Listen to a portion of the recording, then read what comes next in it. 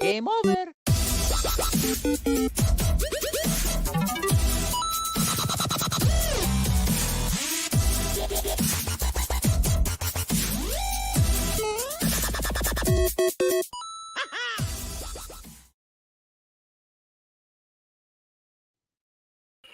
And what is up? Welcome back. It's Friday night, and you're here with the Average Boys Podcast. It's your boy Crispy, and I am here with my co-host Brian D. What is up, Brian D, my dude? Yo, what's going on, Chris? What is up? What's going on?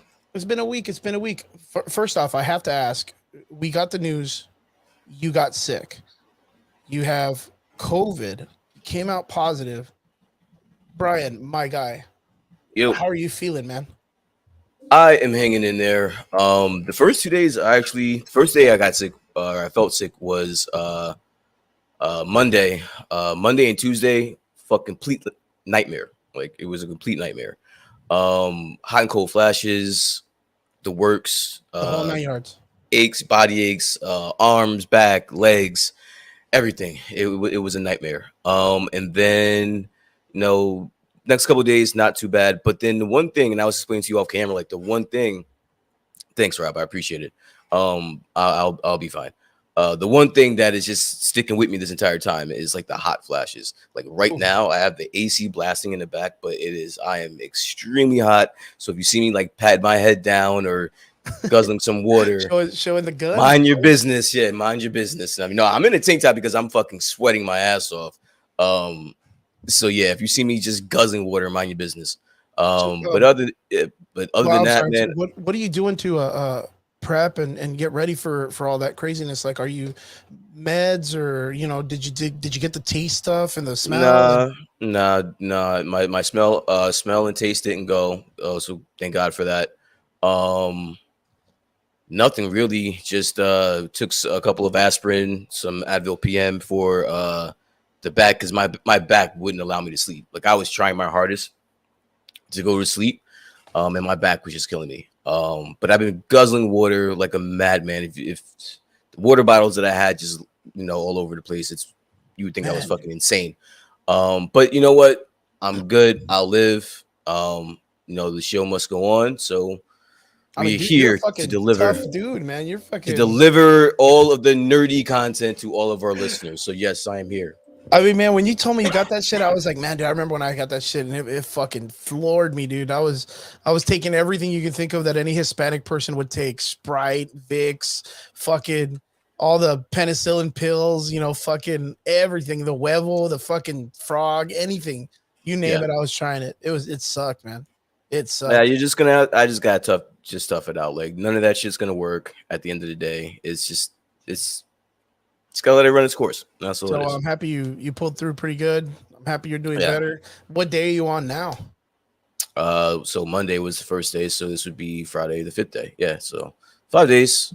I was feeling better by Wednesday. Thursday, other than the hot flashes, I was fine. So I still got the hot flashes now, so we'll be fine. But enough about me, sir. How about your week? How was your week? I mean, we just had a typical heavy work week. We had a really crazy job come in and just cramped for time. Had a lot of fucking stress, and it's really weird. My boss has a tendency to be really like a stickler for like, you got to get shit done. I expect work all the time. Yeah, and the type of person that I am is I am not a perfectionist, but when I make mistakes, like, I have a tendency to get mad at myself really, like, exaggeratedly sometimes. So you're hard on yourself. Yeah, I get pretty bummed out and just physically upset whenever I make mistakes. And there was a lot of mistakes made. Because you're perfect, right? No, I'm not even close to being perfect, man. So then why the fuck do you get mad at yourself for making a human mistake? I don't know. It's just one of those things, like, it sounds really weird, but practicing martial arts as a kid, Yeah. everything was about being not perfect but precise. It's about being precision, right? Yeah. So the idea is like, you can kind of guesstimate mathematically like how to do certain things. You'll catch like something falls and you catch it without really looking at it, like, or something flies at you and you react and you're able to do some shit and you're always like, oh fuck, I must be a ninja or some shit. Like those weird little skills, like you kind of surprise yourself when you kind of hone in on them a little bit more, and you kind of like you feel more comfortable with doing weird shit like that. But as you get older, I mean, shit, you probably feel it too, man. Like sometimes things have tendency like slow down. And that's or what like, I'm saying. And that's what I'm saying. You should stop being so hard on yourself, dude. Because like, number one, this is a job. I'm sorry, anyone that's listening. It's a fucking job. Yeah. Mistakes happen. Don't be so hard on yourself. And then number two, like it's life, man. It's life. You get older, things start slowing down. Sometimes things just don't come as quick as they used to. You've only been at this job for what, a year? Less than Almost a year, January. About a year. Come on, don't be so hard on yourself, man. It'll be okay. Really awkward question. What's up? Do you think there's been like a new renaissance on the way the employee looks at how they work ever since the coronavirus situation? I think it was starting before that. Actually, this is a conversation I've had a few times with different people. I think it started before that, but I think it was highlighted especially when the coronavirus started or when the shutdown started.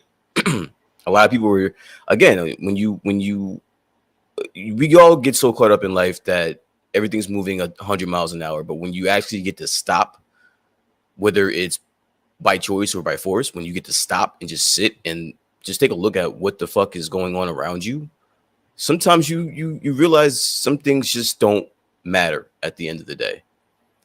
And so I'm not saying, your job doesn't matter, but what I'm saying is that there's other things that, that should matter Take to priority. you. Yeah, it should take priority. So like, don't be so hard on yourself for making a mistake at work. It's a job. You're a human being. You're gonna fuck up. No one's fucking perfect. So just don't be so hard on yourself, man. Especially don't let it like ruin your week, man. Like fuck that. It's a holiday weekend, bro.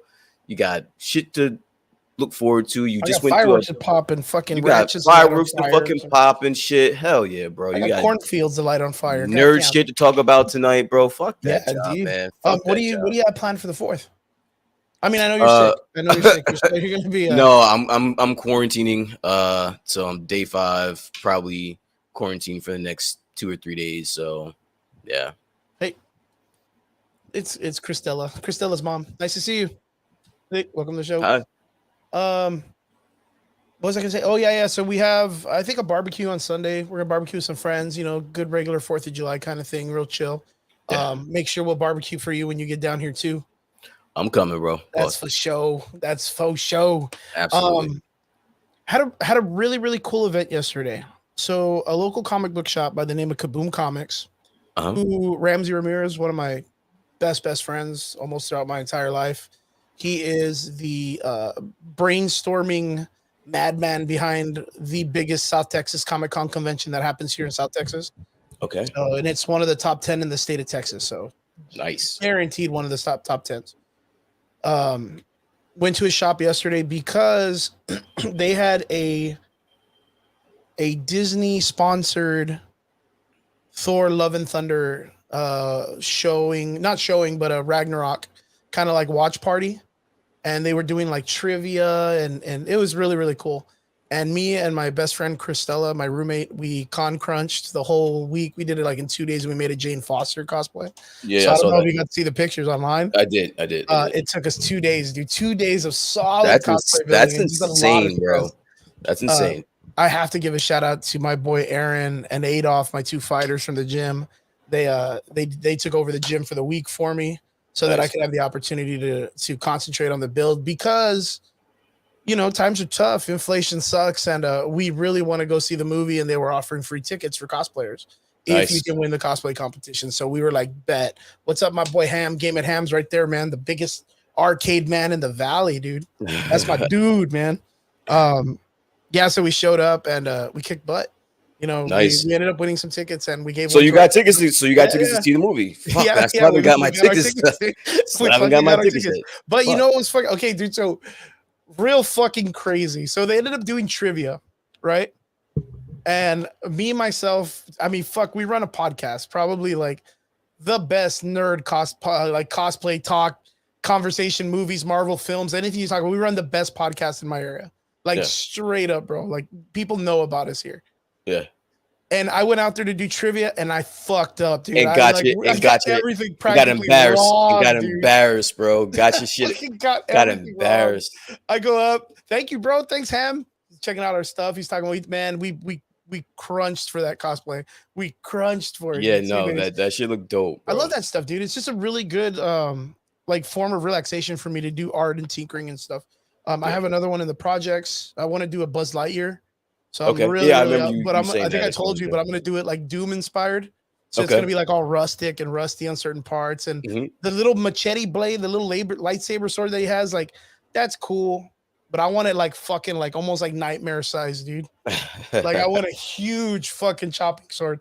So we'll see what's up with that. I'm really, really excited for that. But I forgot how to spell Mjolnir, like the hammer of Thor. I shit you not. I was like, yeah, dude, MJOLNR. I forgot the I. I think I said It's the I, yeah. EMNER, and the guy was like, nope, you got it wrong. And I was like, the fuck, I got it wrong. He's like a little kid, like a 10-year-old. Oh my god, I was so mad. I was so mad. So so bad. So, and then the other question it's was basically your time to shine. Like this is like this was type it, of shit man. is like made for you. And Brian would have just been there, like head down, covering faces and shit. I would act like I didn't know you, bro. Yeah, I was that would have been okay, bro. fucking funny, dude. Yeah. Ham's asking about the next events that we have coming up. PokeFest. I'm gonna be a guest. I just got told today it's gonna be me, Christella, Ariel, Vince, and I think one more. Yeah, it's gonna be one more. And Anime Fiesta, waiting to hear what's up. I hope Ramsey invites us again. I have some really cool stuff in the works. I am working on a really cool interactive event mobile thing that I'm going to be hopefully showing at conventions, which is going to be a really great thing. When you come down, Brian, you're going to try this out. I hope I have it ready by the time you get here. What's that? I am creating a mobile escape room. Oh yeah, I think I told you about it, right? Yeah. And I'm working this huge, crazy puzzle box. All right. So wait. So you got to explain this to me, because like when you say that, I can only imagine like the big room ones. But like what you saying, like a portable one, like what does that mean? So what it is I'm gonna have it to where the puzzle itself is a mobile unit. I can set it up anywhere, and then what I'll do is I'll set up a scene around it. And then you go up to the thing, and you have to kind of solve all the puzzles that come with that one thing. So consider it like a mobile version of Jenga. Oh, okay. Gotcha. You know what I mean? Like, so it's going to be in a certain area. There'll be things around the environment that's in a closed off area, like a little sectioned out. That'll be like, hey, you can, look throughout all of this stuff, because everything 4D, it's going to be like 8D. It's going to be nuts, bro. It's going to be a really cool theme. So I'm really excited. I got the idea off of this magician guy, Craig something. Forgot his last name, but he's always doing these like $1,000 puzzle boxes online. I don't know if you've ever seen them. I've never seen him, no. Dude, there's this one that's it looks like a giant, like a bomb. It looks like a fucking bomb in a movie, like an atomic bomb. Okay. And it has like fucking Frogger. It has Simon in it. It has a bunch of shit that you just got. Yeah, I want to build something like that. Okay. Like I want to keep building puzzle boxes. My goal, it sounds weird as fuck. And I know it's like, what, dude, your goals are really weird. I want to build a Metal Gear Solid escape room. Okay. Because I'm a huge Metal Gear fan, and I want it to be where the player gets to like walk through the thing. There's a couple of actors who do the dumb security with the cone vision. The run and the time, and then you got to run and hide in lockers or hide in a box and walk around. And eventually you get to like this part where you have to control.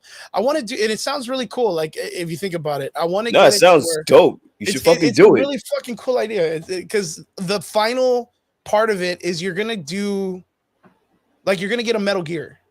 Yeah. but it's gonna be called like Metal Gear Mouse or something, and it's gonna be like those little RC cars with the little Nerf guns on them. Yeah. And you're on an other side of a building, or not a building, but like a room, and you have Mm-hmm. to like move it around to unlock a door for you to get into the other side. And you know what? That sounds amazing, but I'm already thinking about charging people $100 to get in this motherfucker, Right? bro. So the Charging thing them is I want to be able to have $100, man. this. I want to be able to have these type of events, right? But I don't want it to break the bank, because by that time, with the way gas and everything's going, it's going to be pretty joking. rough. I'm joking. Absolutely, by the way. absolutely. I want to be able to, offer it for 45, maybe $50, maybe $100. Yeah, $100. $100. That's it. But the way it goes is, if you can't solve, then if you want to stay a little bit longer to keep solving the puzzle, you can pay the extra price. $300. $300. So yeah, I need to start it not too crazy. What are you using? Paper mache, making the car look like Metal Gear Dwarf Gecko. Wow, that'd be dope. So I was even thinking about getting, like, how they have the kids like Barbie Jeeps, but getting the one that's a tank that, like, you hit it and it fires a little missile. Dude, you can't tell me if they called it like Metal Gear Termite, you'd be like, dude, I'm gonna fucking drive this shit all week long. Just gonna be going around firing little missiles at people, draw a little nuclear symbol on them, dude. Like, that's my biggest dream. And the other one that I have is, I would love to do an electronic Sith puzzle. Okay. Like, how they have the obelisk, the Sith keys? Yeah. Like that, but it's going to be a puzzle based on Star Wars. And you unlock like a truth of like the Sith or something like that. I'd have to make a story. But right now I am practically done with the one that I'm doing right now. I'm going to do a big reveal hopefully by next month, my birthday month, hopefully in August. And then by then people will be able to get to use it at the convention that'll be coming up around that time. Sounds amazing, dude. Yo, And honestly, I think you should just fuck everything. I don't want to say fuck everything else, but like just say fuck it. I'm gonna do it, and then just do it. Like, don't even talk about it anymore. Yeah, don't even talk about it anymore. Just fucking do it, because I think you have the fucking vision for it. So just execute, bro. Yeah, like I'm. It's so weird. Like right now, I have in the puzzle itself. Right now, I have about 13 puzzles that are part of it, and it's so crazy. I'll give a little. It's not really it's more of an Easter egg than it is a part of the puzzle itself. But I wrote this crazy poem, dude, at work. And I'm going to say it real quick. It's going to be my fucking, what is it? Def Poetry Jam? Def Poetry Slam or what? Go for it. And you guys can tell me if anybody has any ideas in the comment section, if you guys think you can figure it out what it is. I'm not going to give you anything else other than it's a puzzle. And yeah, you can try to hear it from this. I was there that night. I saw the bird. His wings were clipped. My thoughts, they stirred. And on that night, a smiling grin, true evil stood, our truest sin. As the metal clanged, the bones they broke. No more cries, only tears ink this note. For what we saw, no mercy waits, only vengeance and the hand that fate. Through the darkness, he will come to bring justice for what we've done. Should I get like the...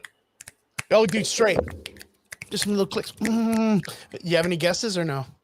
Dude, my fucking brain is a you're fried... like, dude, Chris, I'm on fire right now. It's a fried egg right now, and you're asking me fucking riddles right now, bro. Like, no, I don't know. You want to tell me? It's awesome. No, I'm not gonna tell you. It's gonna be an Easter egg. It's so cool that you said what you said right now. So if anybody knows what's up, like, it's getting closer and closer. It's so good. But most def, I'm putting a lot of thought behind it, a lot of designing stuff. It's gonna have a shitload of Easter eggs through the history of these characters that I'm building. So it's gonna be pretty fun. And of course, when you come down, I'm gonna put you in it, and you're gonna be able to figure it out and get through the whole thing. And yeah, I'm excited, dude. I'm super excited. And the dream that it came from, like this whole idea that I got this, because I'm a real big tinkerer, man. I like to just do shit. Is I've been doing conventions for a pretty long time. Like just the idea of going to like events and conventions. I mean, ever since you've known me, like I've been doing them, and I had several years before that of just going and going and going. It's gotten to a point where like the convention scene is very like, you show up, you see your favorite artists or actors or voice actors. You buy your collectings. You get to play some games. You get to chill. But that's pretty much it. You Yeah. paid $35 to get in there. You paid a couple extra 50, 60 to see your actors and stuff. But there's still like 8 hours of convention time that Just convention, yeah. that you're just kind of either sitting there or you're walking around a lot. You're just getting tired, and there's this like vibe in you that's like you don't want to go home. So I've always, and I don't mean to cut you off, but I think No. that's something interesting that a person like me, I've been to a few conventions, but I don't go. I've never been there as a cosplayer or creator or content creator or anything like that. What do you do like for the entire like 8 hours that you're there? Like that must be a long fucking day. That's a long time, dude, especially for people that just like go. So for me, like I've had the opportunity to go as like a guest, or if not, see, as a guest, you can just leave. Like as a guest, you can just you can come and go as you please. But if you're there to actually do something, or be at a booth or something like that, it's gotta be rough, man. No, I have a booth. Like as a guest, you get a booth. Okay, that's what you meant. And you can kind of like chill out, and you kind of like you can sell your own merch, or you can sell your own products. Like if you create products or whatnot, you can just do a little shop. Or most of the time, cosplayers will sell prints of like some of their photo shoots and stuff that they've done. And you can make some pretty good money doing that kind of stuff. Of course, it's not like a tax write-off. You do have to claim it. It is almost like a job if you consider it. But with the idea of people coming back, like by your booth and leaving your booth and stuff, it kind of keeps you busy. Yeah. But I think like for like the high schoolers, like maybe at the beginning of college level, like the people that, sometimes have to catch rides to conventions to get dropped off, and they're there and they want to kind of like, they want to be a part of it. But I mean, there's those hours of like just complete nothing to do. And that's what we're trying to do. We're trying to figure out ways to fill that void, that gap of time. That's pretty much what it is. And I'm just thinking of the next evolutionary step in convention scene.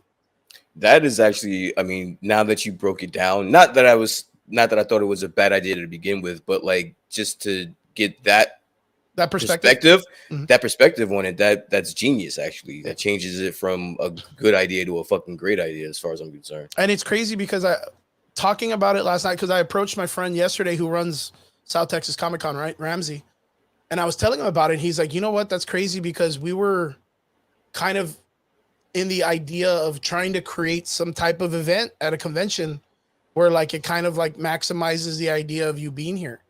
And I'm like, well, you see, I'm already creating a third-party event. Maybe you might want to hire me to do yours.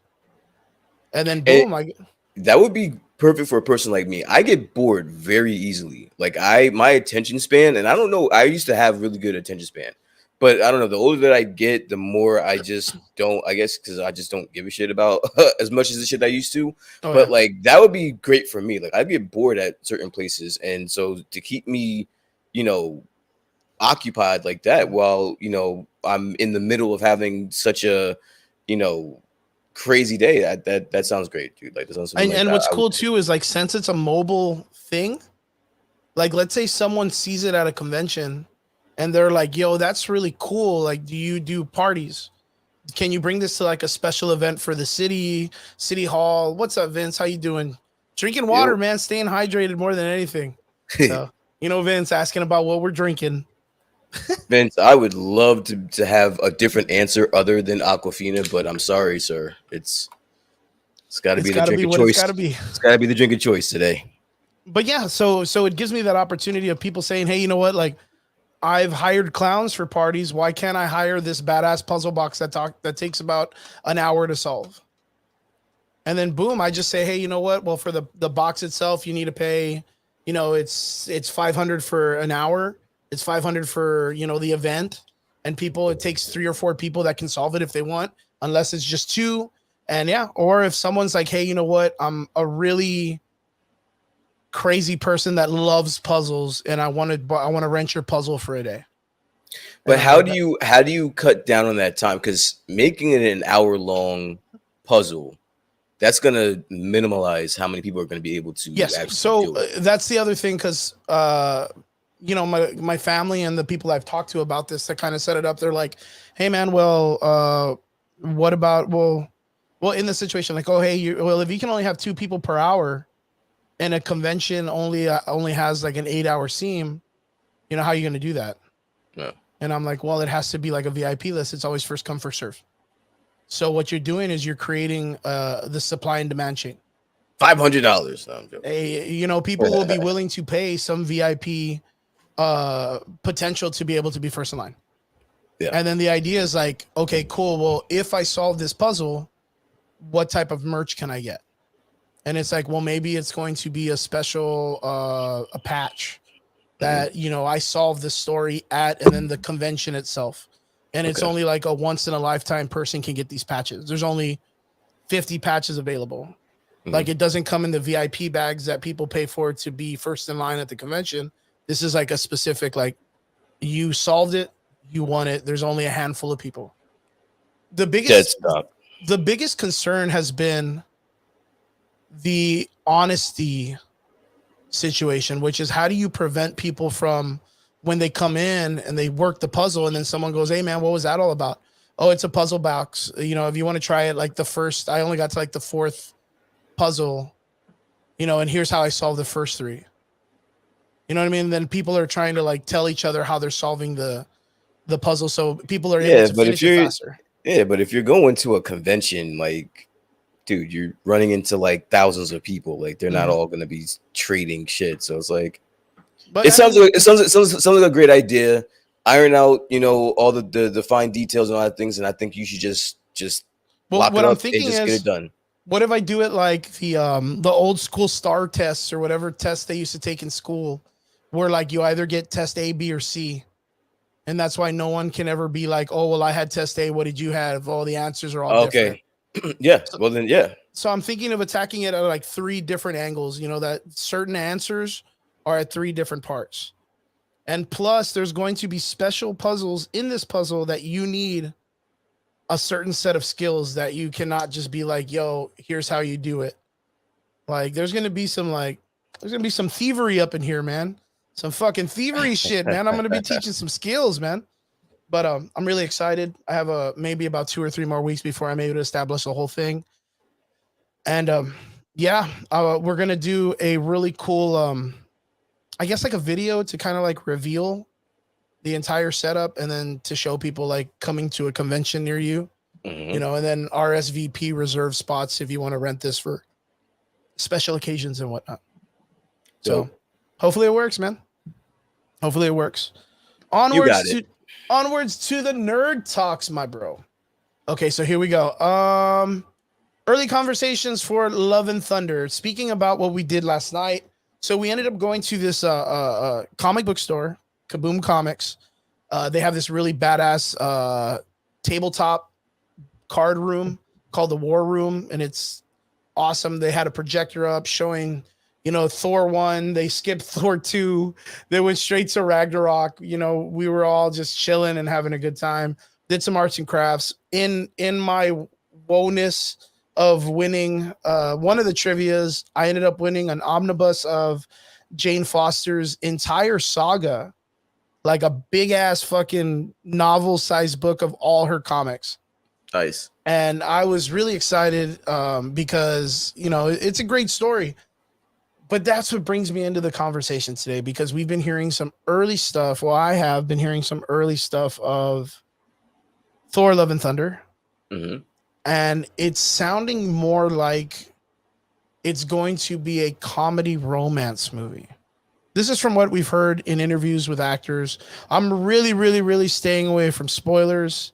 Rob's over here saying I sent the spoiler of the movie to you guys, said it was just a clip, just joking. No, it's cool, man. I know Brian, you've got to hear some spoilers, but not really. The only spoilers that I heard were the post-credit scenes. Like, for me, those aren't as big of a deal as they are to some people, because I haven't put too much stock into them. The post-credit scenes haven't been really exciting to me for a while now. So like, if I find out what those are, it's fine. And so I know what the 2 post-credit scenes are from what I'm hearing what they are. And they seem pretty cool. Yeah. But that's the only spoilers that I know of. I don't want to know anything about the movie itself. Yeah, I've heard Christian Bale has brought the A game for the Gore the God Butcher story. I heard some theories where people are saying, well, I wouldn't know how to say it as a spoiler, but they're saying there's going to be certain demises for certain characters that me myself being a fan of the original show or the original comic arc, I kind of look at being a little awkward. But the one that really caught me today was the girl that came out in the movie Dread, the Big Mama. Do you Okay. remember the movie Dread? Yeah. Okay, that lady got sued by or is being sued from her old talent agency in the US because they are saying that she owes 7% of what she earned because she was supposed to be in Love and Thunder. But her part got cut. Jeff Goldblum's part got cut, and Peter Dinklage's role got cut. So is she being sued or I think you said she's being sued. She's being sued by her old talent agency. Okay. The guys that used to book her for films. They're saying that she owes them money because they were saying, well, the queen from Game of Thrones. That she owes them 7% of what she's earned for the commissions that they've gotten her. But the thing is that she didn't get paid by Marvel because she didn't finish a film. It got cut. So the part that she was supposed to be filming, she didn't get paid for because it didn't even make it onto the floor. Which is kind of not interesting, but I confirmed because what's his face? Christian Bale came out on an interview like 2 days ago where they were asking about it, and he also mentioned that he did a screen with her, did one with Peter Dinklage and Jeff Goldblum also. So it looks like the Grandmaster and Idri. How do you say his name? The dwarf that he plays, the huge dwarf. Yeah. I don't remember right now. Well, the guy that makes the hammers, right? Yeah.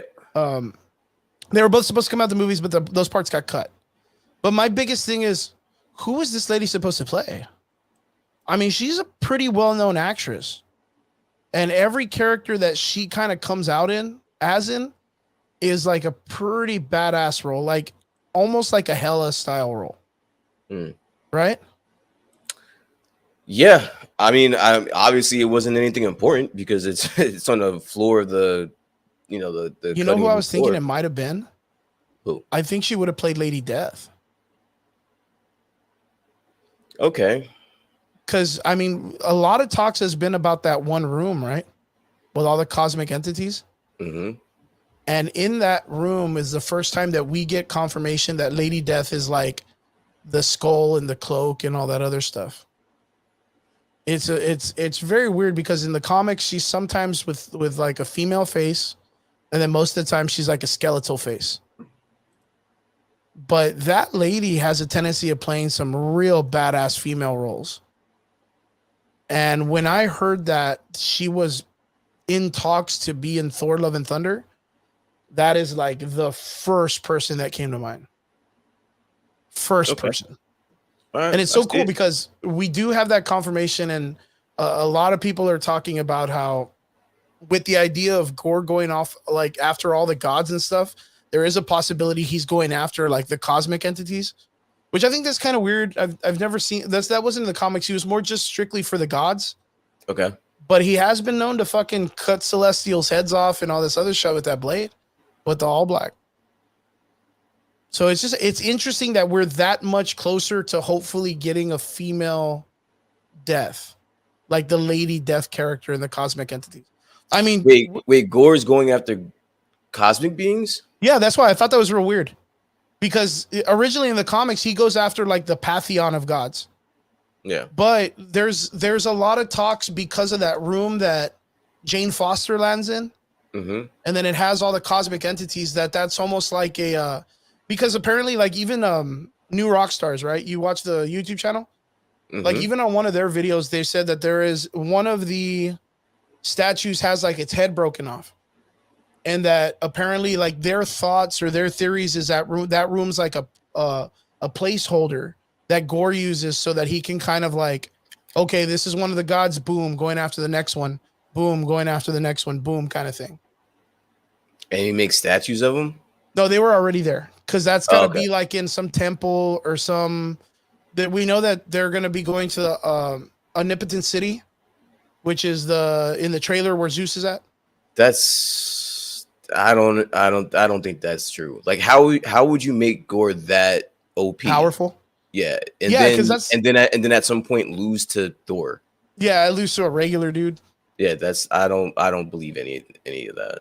I thought it was kind of weird myself, and I think that's why they might have cut out this lady if she was playing Lady Death. Yeah. Because I do believe in some way we're gonna get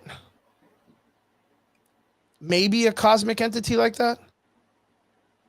I do think we're gonna get cosmic entities in here. I just don't think that Gore is gonna be running around cutting their heads off. Yeah, I think I don't see that. I mean, if they do it, I would just be confused because like wouldn't make any sense to me why you would make him so OP.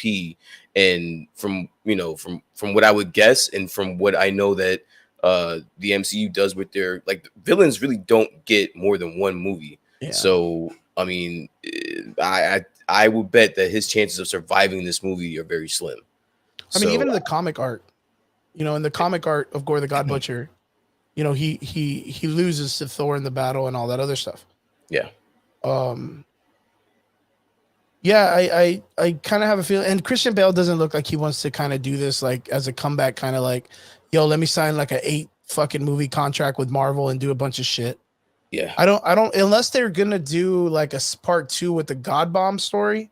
I really don't see them having a reason to kind of have Gore the God Butcher stay. But do you think the Gore the God Butcher character will have repercussions in the MCU that are equivalent to the way he is in the comic with the gods are not worthy? It's all a lie, and then Thor can't pick up his hammer because he doesn't feel worthy. Do you feel like that might be a possibility? A possibility that you said ramifications. What do you mean ramifications? Like, so like with the Gore the God Butcher story, it made Thor unworthy, so he was not able to lift the hammer after that moment. Okay, right, and that kind of like if in the so you're saying are they just going to basically mirror the comics in the movies? Do you think that's the way that they're going to do? I want to know if there's a possibility that because you're right, the way the heroes or the way the supervillains are used in Marvel universes, they're kind of like one and done. Mm-hmm. And it's kind of like, oh yeah, like you look at it like in the last movie of Thor Ragnarok, Thor just found out he had a fucking sister who was by far one of the strongest characters in the MCU at that moment. And what are the ramifications? Like, where does it go on from here? Like, will he bring her up? Will he mourn that he had a sister and didn't know? Or, you know what I mean? Like, is there any like ramifications from that moment? And Gore in the comics does play a huge factor in the growth of the Thor character and the Jane Foster character. And I just wonder if there's a possibility that with that format that Marvel uses with its villains, do we think Gore will have a bigger echo in the Marvel universe in the Thor? You know what I mean? Now I got you. Yeah. Yes. I don't know. I don't know. Only because I don't know what their plans are past this, especially with Thor. Like I don't think that we'll see too much of Thor in the near future. So I don't know. Maybe I would. You know what I would like to see? I would like to see there be some type of which I know this is just fan dreaming or whatever, but like with the Necro Sword or something like that, like having that type of connection with like the symbiote that's still lurking around. Man, I've been hearing a lot of like theory casting about that. It's almost very similar to the way they did the Kamala Khan clandestines and Jin and all this stuff, because apparently the red tape is still there with the symbiotes and Venom with Sony. So it looks like the Necro Sword is going to be based on something else completely, not the Null the God, which kind of sucks because that was an interesting tell. in the comic books, like with the whole null and all that stuff. Mhm. It was a cool little retcon into the Marvel history to create like a whole new person. And then, it's almost like a biblical thing that there was something in the darkness. Mm. So it was a really cool retelling of the Marvel history. So then, what was the point on bringing the symbiote into the MCU then? At what point? At what point? Being that Sony is never going to, Yeah, they're not going to give that shit up. they're not giving this shit up. So then, there was a point for that. Like, I don't think Kevin Feige just doesn't do shit like that for no apparent reason, and that the symbiote is in the MCU for a reason. So I don't know. And if you don't use it for this, I don't know what other better spot you would have, to be honest with you. But that's just me. I don't know. Yeah, I know. I totally agree, because that's kind of like the biggest Venom story that happened in the last several years. Yeah. Like, and you kind of like solidify the idea.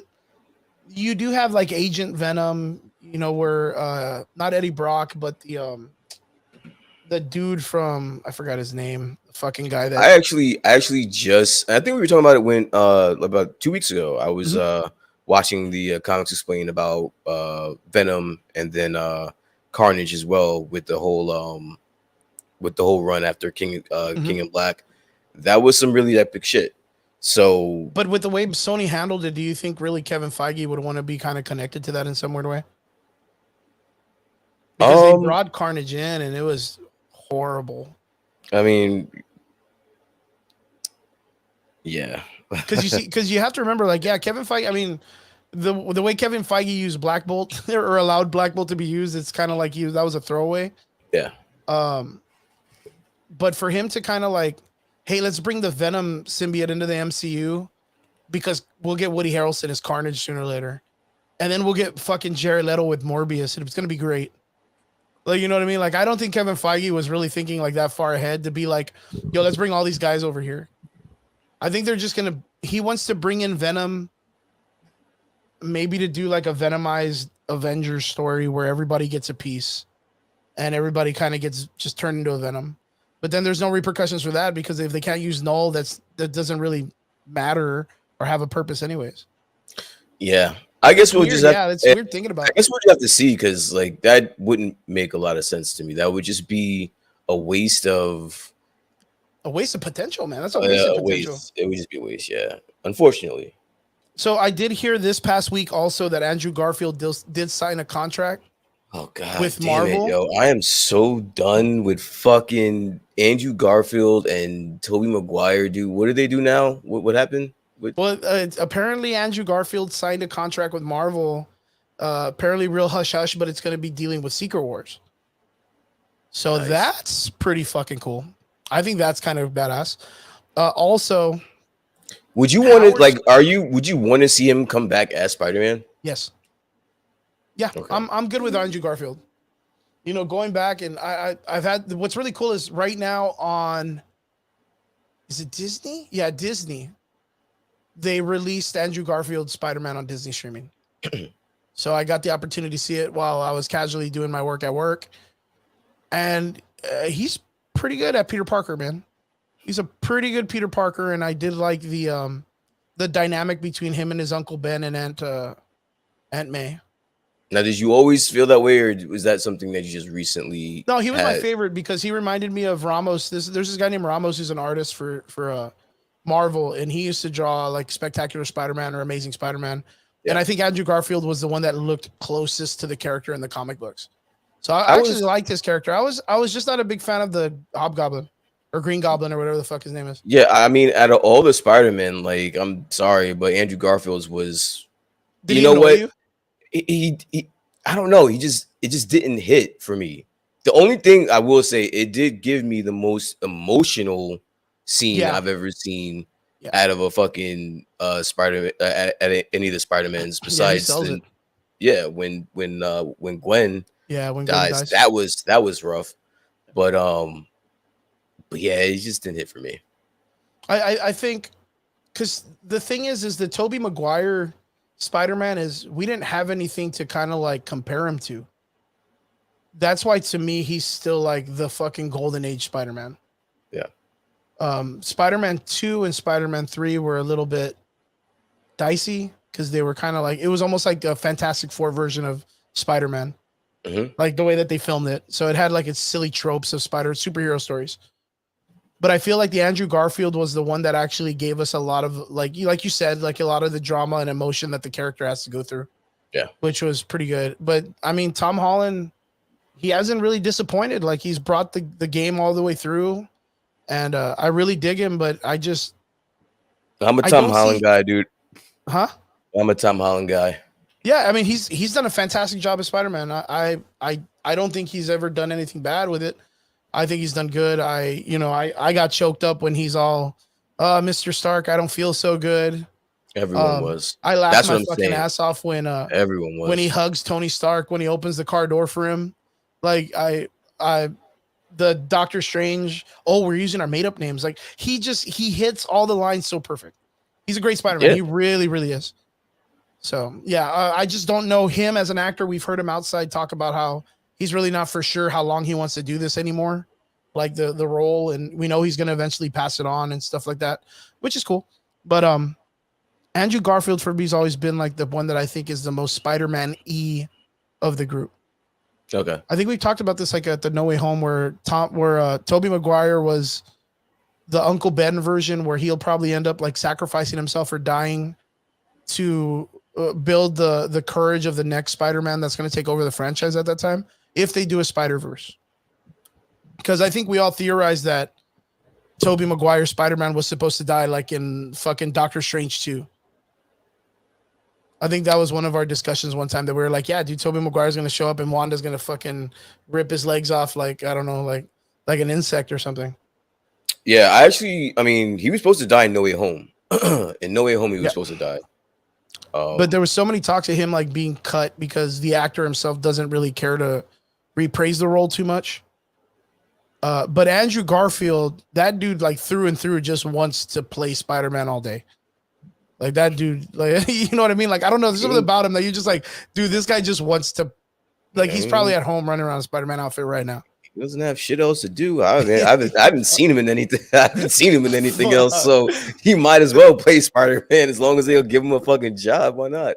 You know what? I liked him. What was that movie about? The Social Network. I liked him in that. Social Network. Oh, is that with Facebook one? Yeah. That wasn't too bad. But to hear that there might be a possibility of him to sign up for Secret Wars, I could see him doing that shit. I could see him running it. I'd be pretty interested in that. The other one that caught my ear this past week was really crazy. Howard Stearns gave an interview. Howard Stearns, out of the fucking weirdest corner of the world, Howard Stearns came out and said that he had recently did some work for Marvel that would be involving a Doctor Doom movie. Like, only a fucking dude like Howard Stern would be like, what are you talking about that I got to do secrets and shit? I don't give a fuck about secrets. Yeah, and what are you going to say to him? What the fuck are you going to say to Howard Stern? You're going to cancel Howard Stern? Yeah. You're going to sue like, Howard Stern? What the fuck is a Marvel anyways, dude? Fuck out of here. Yeah, he literally said that he just got done doing some work with Marvel Studios for some upcoming Doom movie. And I was like, this fucking dude, no one even knows they're doing a Doom movie. But it looks like we got fucking Howard Stern confirmation that they're doing a fucking Doctor Doom movie. But It's a secret movie. Yeah, and it's supposed to be, I mean, I heard over the summer he's doing it or something. I read it a couple days ago, but yeah. Are we looking at the idea of it being Battleworld? Secret Wars? Where like that's gonna be the incursion, him and Kang, end of the world, and then from there the explosion and mutants and Inhumans and everybody's back in the recanonized world of the Marvel Universe? I don't know, man. I mean, that's a long time to have a Howard. I mean, damn. Because you got to figure we're not going to get that until what, 2026 maybe? Yeah, the idea would be like we got at least like 10, 15 years. It's not going to be 10, 15 years. I don't know, man. Fucking the way things are moving right now, I don't even see it close to Secret Wars. 10 to 15 years for fucking... I mean, we're fucking. I'm not waiting 10 years for fucking like. If I have to wait, if I have to wait like a definitive, bro. If I have to wait 10 years for a Secret Wars, they can keep it, bro.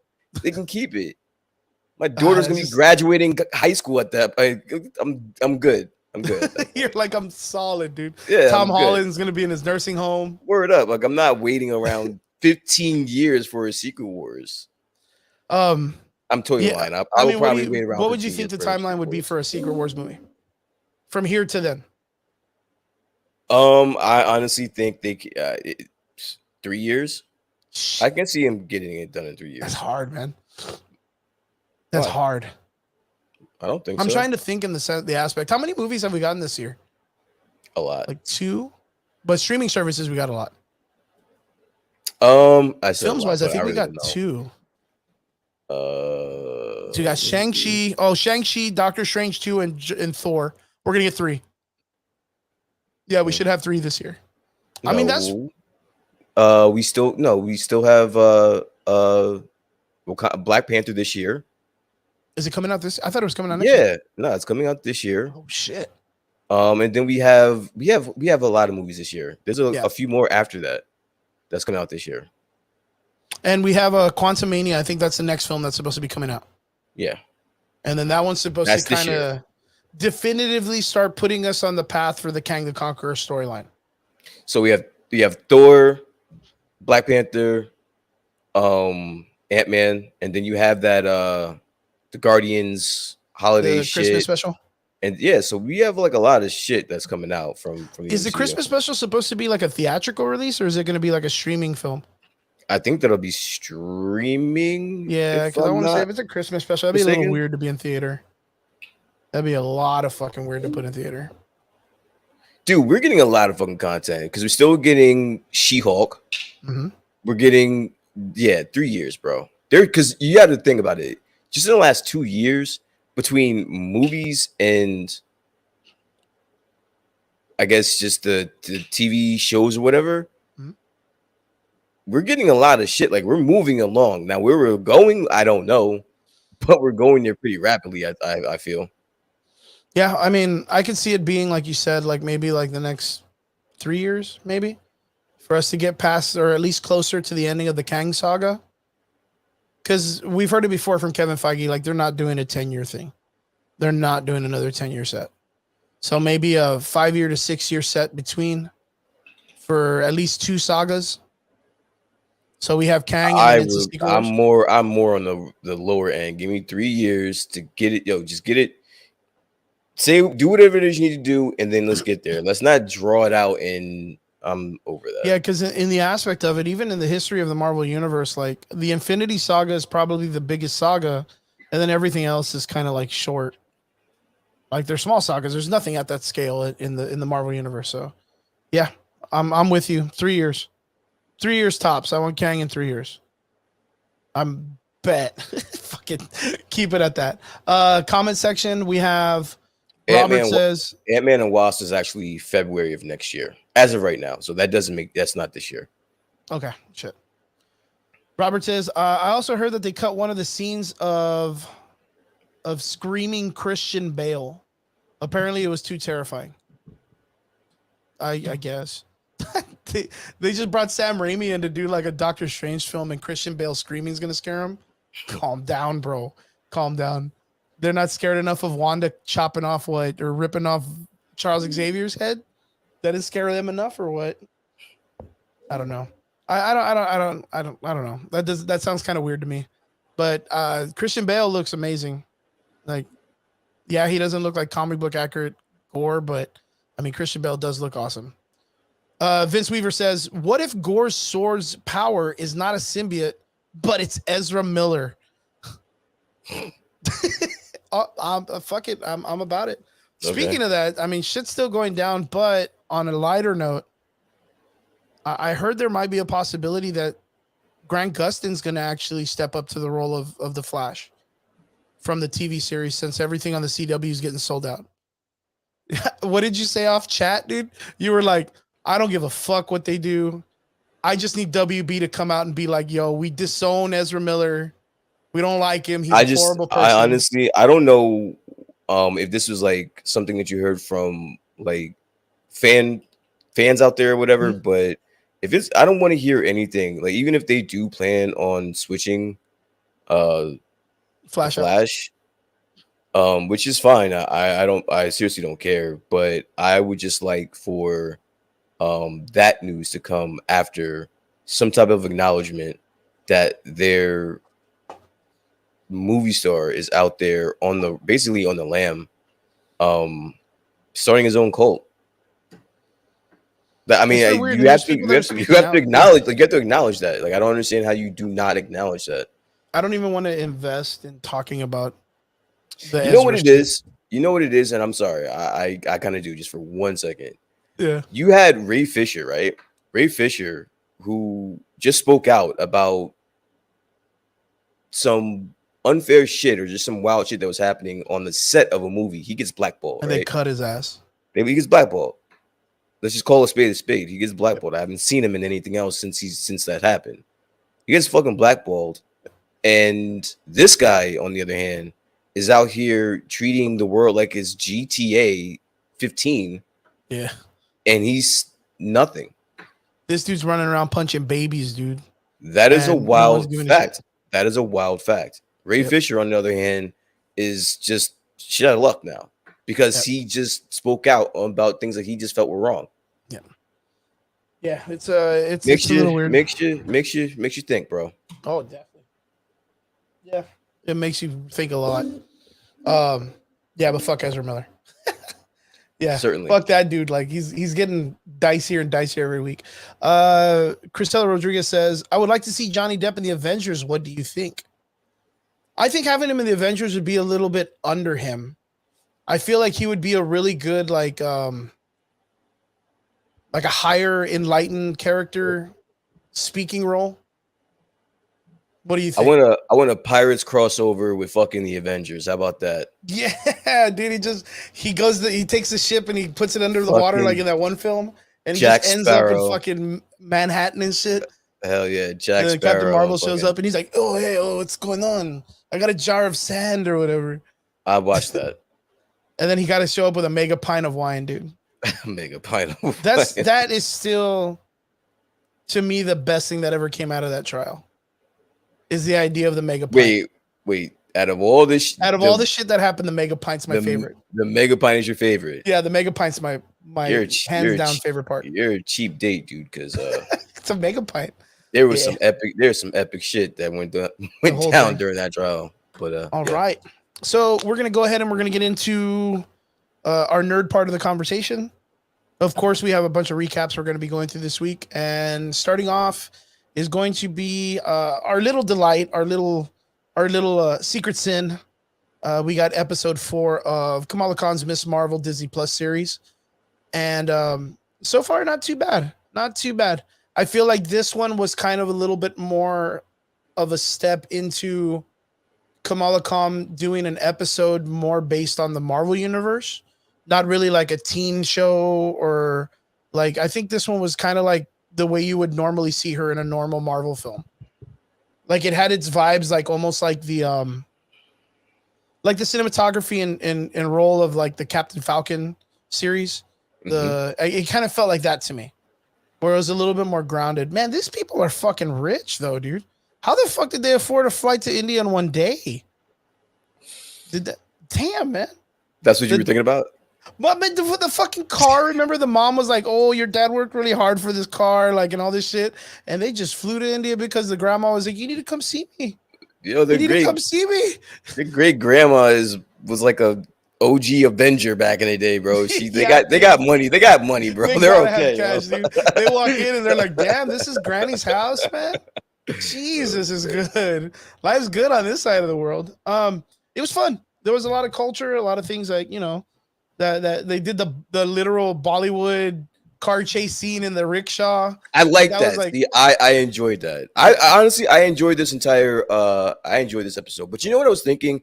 Like the people in the comments, they always hear how we think about this show in particular. And I remember last week we went like back and forth about this show. But I want to know the temperature of the people in the comments. I want to know, how do you guys like this show so far? We're 4 episodes in.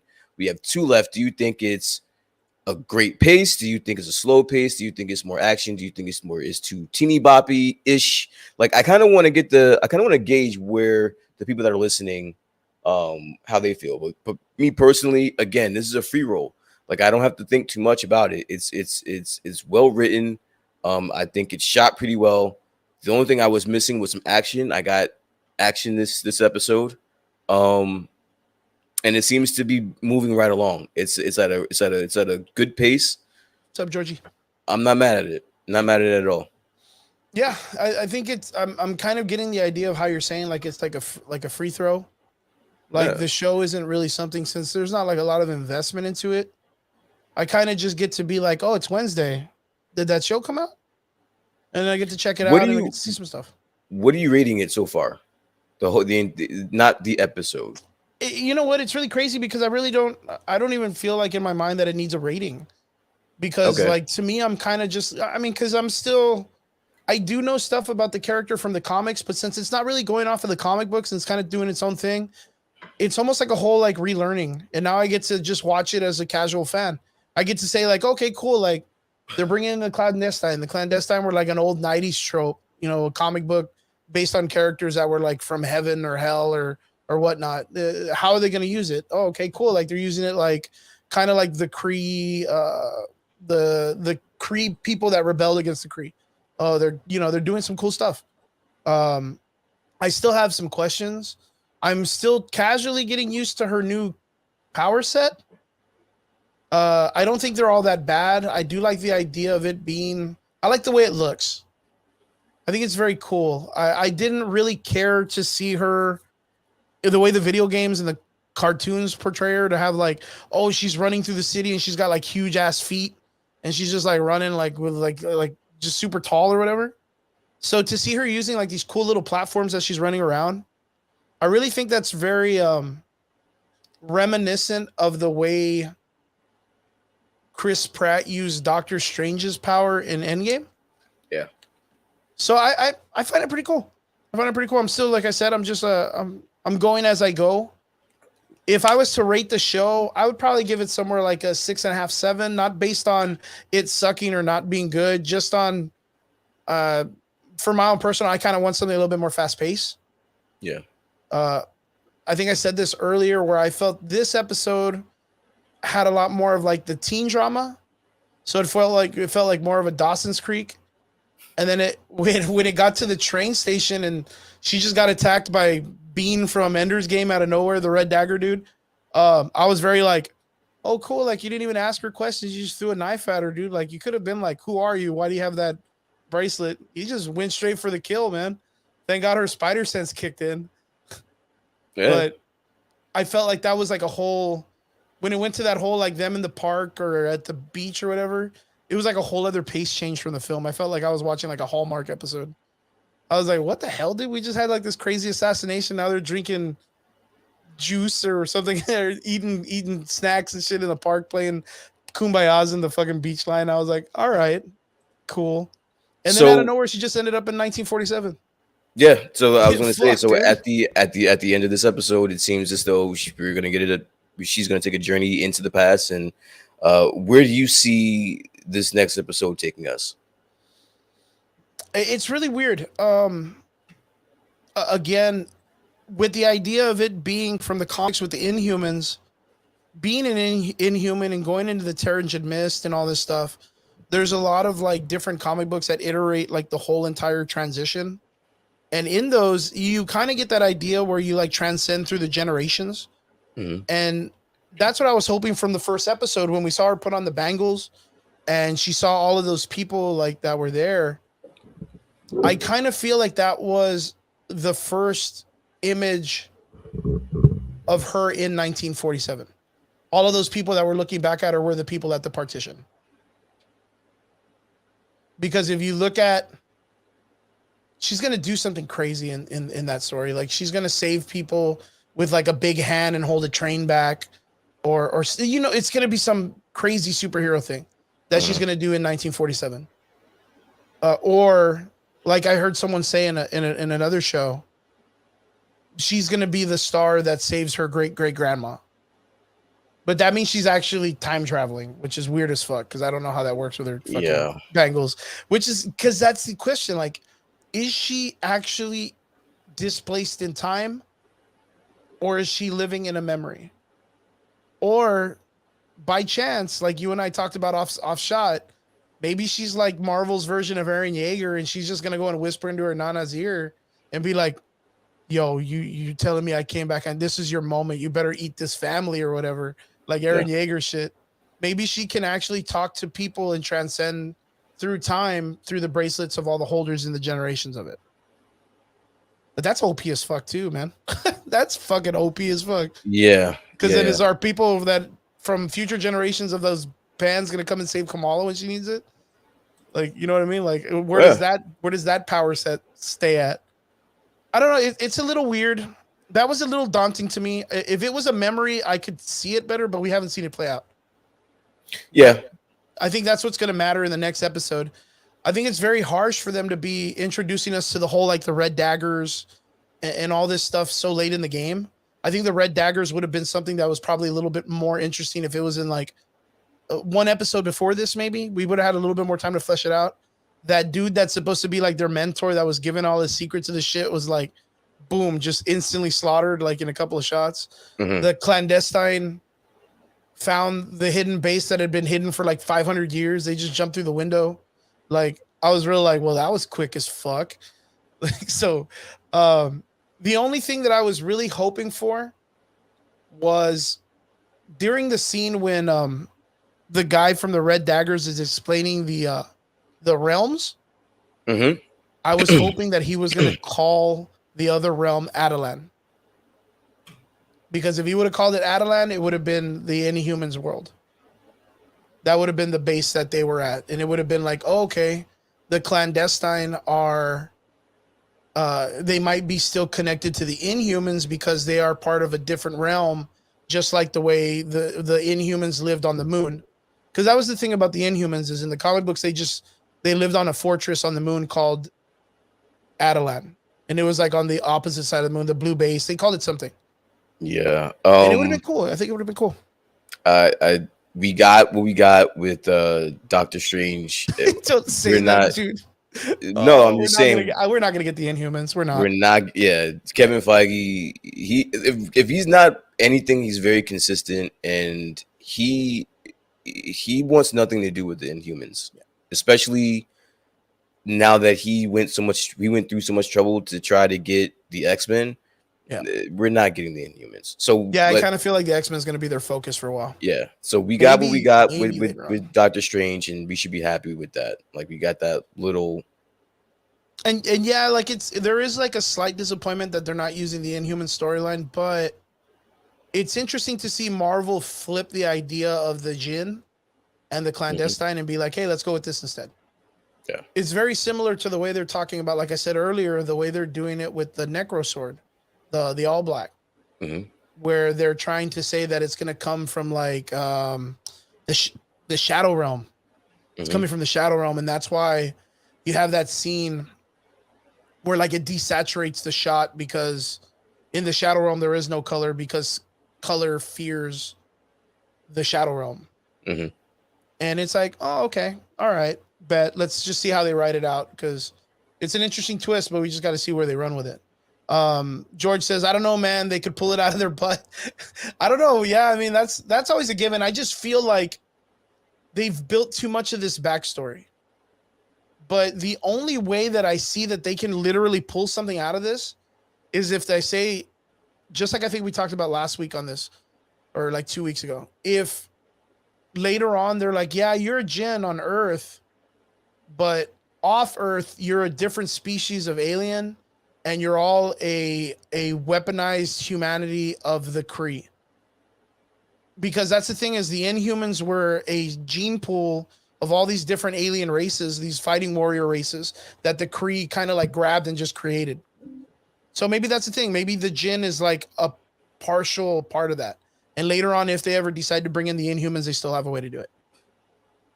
Because the cool part is like you said, like, yeah, Black Bolt was in Doctor Strange too. That's the same thing like Reed Richards. Like that means Kevin Feige's like, oh no, we know what we got. Like we know the assets that we can fuck with. We're just kind of like just sprinkling shit on things as we go by, just to let you know we know. Mhm. I think, of course, I'll say it to everyone, and I'll die on that Brock. That Black Bolt shouldn't have died in that lock. I really think it would have been cool if Lockjaw would have shown up, and right before Wanda wiped him out, like he just like teleported him away. I think that would have been way better. Like Black Bolt would have just pulled a, well, I'm out because you figure this out on your own, humans, and just fucking bounced out. Just left them all to die with Wanda. As a matter of fact, I forgot to ask you, but have you had the opportunity to rewatch Doctor Strange 2 on Disney Plus? I told you, I mean, unfortunately, the movie did not hit for me like it did for some. Mhm. So I have no No stake in it. not even that, but it just I'm not gonna watch that movie again. I'm not gonna watch that movie again. Like it's gotta be on somewhere where I'm with It's just friends casual. and it's casual, but I'm not going out of my way to watch that movie again. I think I might take another chance. Go for it. I mean, it's think on I Disney just get Plus. heavily drunk before I watch. No, I don't. It's not a bad movie. It's not a bad just- movie. I'm just kidding. It's just it's just not something that I would look to go see again. I saw it. Any surprises or any shockers or whatever I already know of, so it's really not that important to me. I don't know. I think I'm gonna rewatch it just to see that Notes fight scene, dude. The musical Notes fight scene. Yeah, that's actually maybe subconsciously that is exactly the reason why I will never watch that movie again. That one part. Yo, we can watch Batman again. We can watch the I will Batman never again. watch. See, that's another movie I will never watch that movie again. Yo. I remember, what was it? You told me you saw it a second time and you were like, yo, it Oh, was, I did. Yeah, I saw it the was second time, fucking trash. and I was like, yeah, I saw it the second time, and I was like, yeah. You were like, what was it? What's it called? Like star colored glasses, or what is that shit called? Where it's like you're starstruck the first time. You're like, dude, this was really good, and then you really let get that opportunity to absorb it, and you're like, wait a minute, I've been bamboozled. Yeah, I got super bamboozled. Yeah, I forgot what it was, but you told me you resaw something. You were like, you know what, dude, this was really fucking good. yeah. I don't remember what I said, but I remember I did phrase it a certain way, but I just think that there were some parts that, being that I was in a movie theater and everything was, loud and shit, or maybe that's what it was. Maybe that movie is just better experienced in the movies. Maybe it's not for, because how some movies they just hit different, at home than they do at the movie theater. So maybe that's what it was. Maybe that movie for me is just a movie that I enjoyed in the theaters. And then when I watched it at home, I was like, yeah, I'm good. with George that. asks, how many brewskis with the broskis to get Brian to watch Batman again? Oh my God. Jeez, that's a lot of brewskis. A Listen, lot of beer, dude. I can listen, I can put them away. I can put them away, bro. So you may have to come with like a 12-pack or You know what? That is a great question from Vince. So we got this past week a really interesting clip, and I don't know if you got to watch it. I think I heard something about this. Tell me So about it. Disney, someone had released a video from the Disney Cruise Line. And on the Disney Cruise Line, it is, of course, Falcon comes in and he's wearing the Captain America Falcon suit. You get Brie Larson coming in as Captain Marvel, beating up Ultron robots. Wait, but they're working alongside. Was this like a one-off? Was this like a one-off thing? No, like it's just like it's the thing that they bought Stan Lee's rights for. It's the cruise line videos that they kind of put up to be like, oh, hey, what's up, cruise liners? Welcome to the show. Oh, there's a robot. You know what I mean? Like everything's like weird green screen special effects and shit. Okay. But it's your first opportunity to see Miss Marvel alongside Captain Marvel and Falcon. And Wasp, I think, the lady who plays a Wasp. Cool.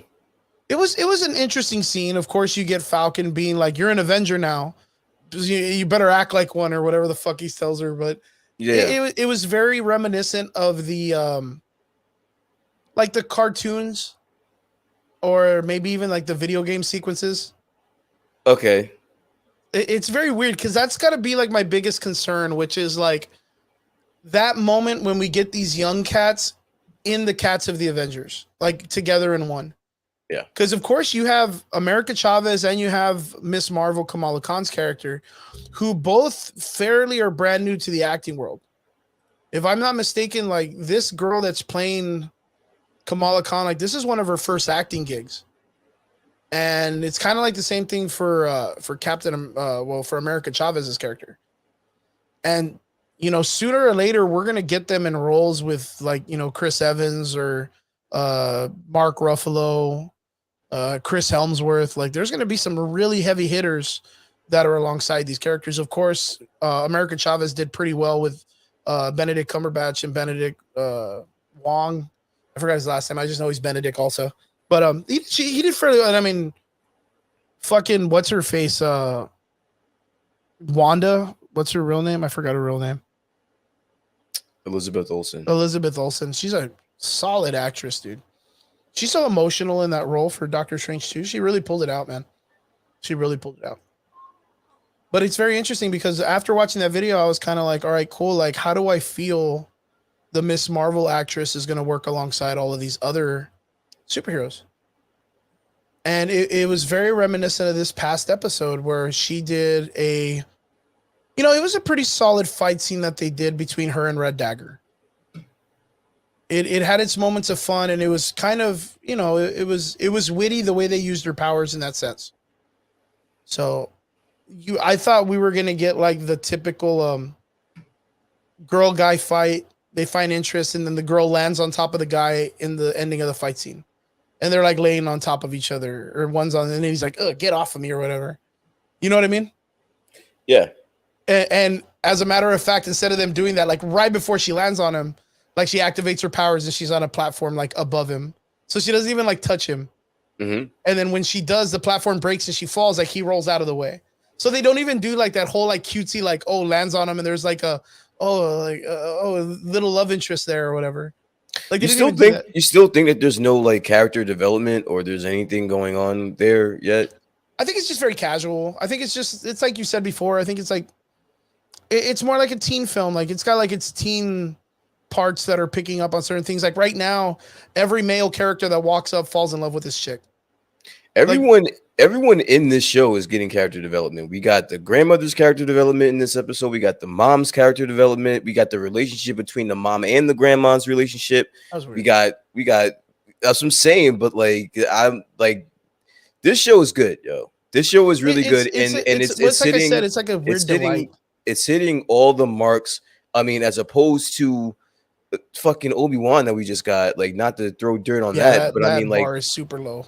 But like something that like this is what writing looks like when it comes to a TV show.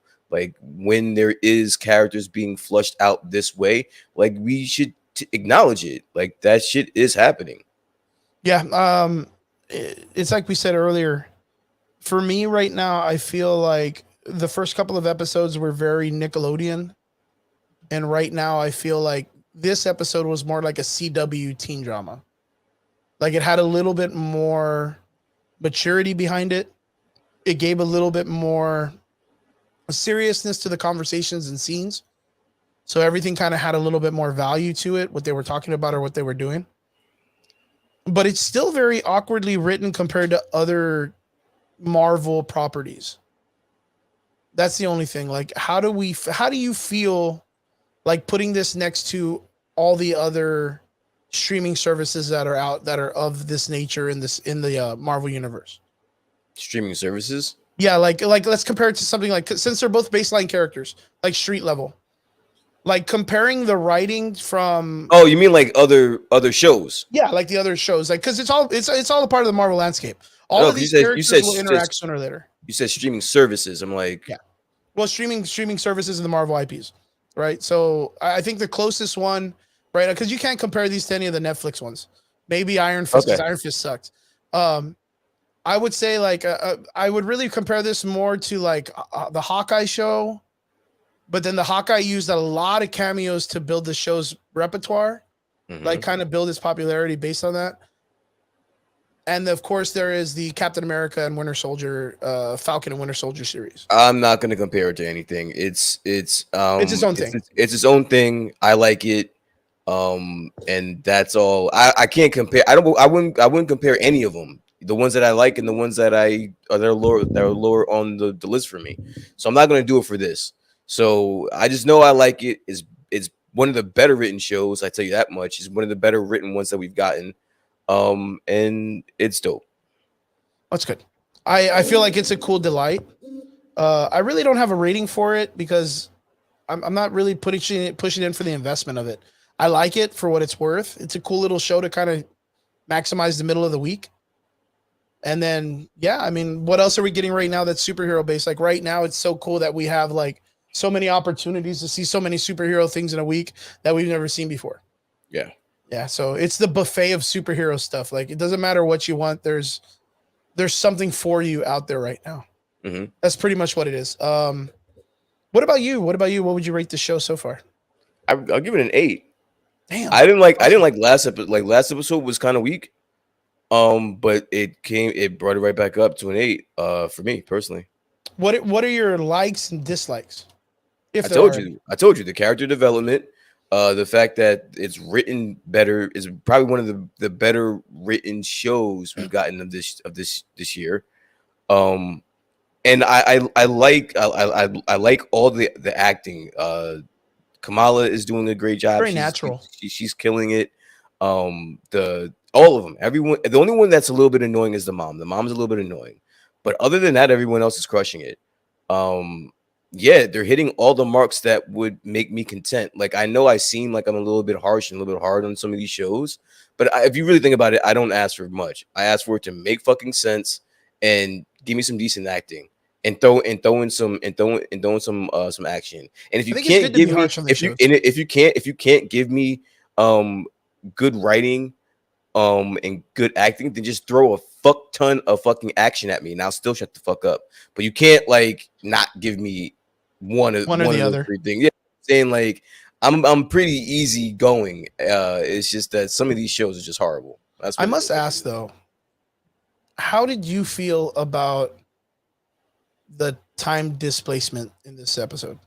Like, how did you feel about that scene? Like, did it kind of catch your eye, or like, was it a little bit jarring or confusing?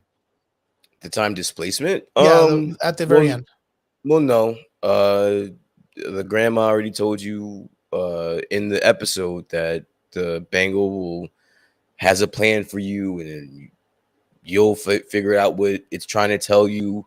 So we already knew some shit like this could potentially happen. Not specifically, I would call this, but you knew something like this would happen. And we'll see what happens on the next episode.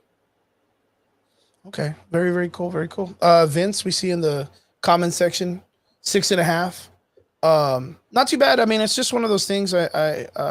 Vince, anybody else in the comments? What else do you guys think? If you're rating it at 6, like tell us your pros and cons in the comments. We really like to read them.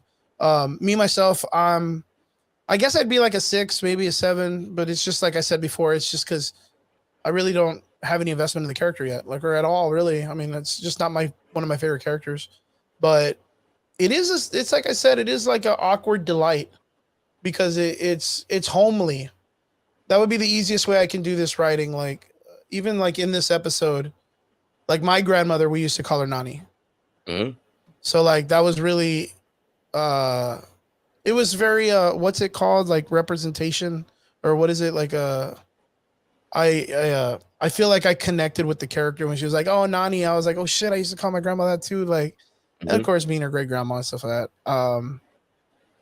The fight scene I thought was pretty cool. I felt it was very, as a matter of fact, very Dragon Ball Z.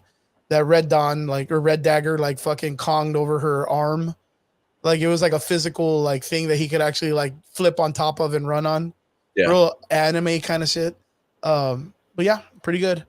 Down for spoilers as always. George has not seen this episode. But you've been a busy man, dude. You just got back from LA, California, filming some behind the scenes stuff and some filming stuff.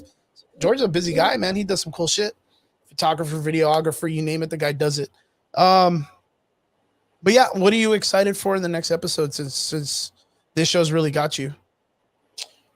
I kind of am interested to figure out how because we still really don't know what the fuck happened to the great grandma, right? So we got to figure out what's going on with that. And honestly, that's it. Like that's the only thing that we could be moving towards, just figuring out where she is or where she's been. And do you think by chance we get a better explanation about the Bangles in this film, or do you think the Bangles will be more explained with her performance coming in the Marvels film later? That could potentially be it. I think that of anything that we've talked about so far is probably going to have more of a ripple effect for The upcoming Marvel movies. show. Yeah, upcoming movies or shows than anything else. Is like things like that where we don't know where the fuck it came from and we Yeah. have to figure that out. Yeah, because I The think same the other thing. thing was like the Shang-Chi rings. Same thing. I was going to say the same thing with the 10 rings. So yeah, so we're gonna figure out where all that stuff, where these artifacts came from, and hopefully it'll lead us somewhere.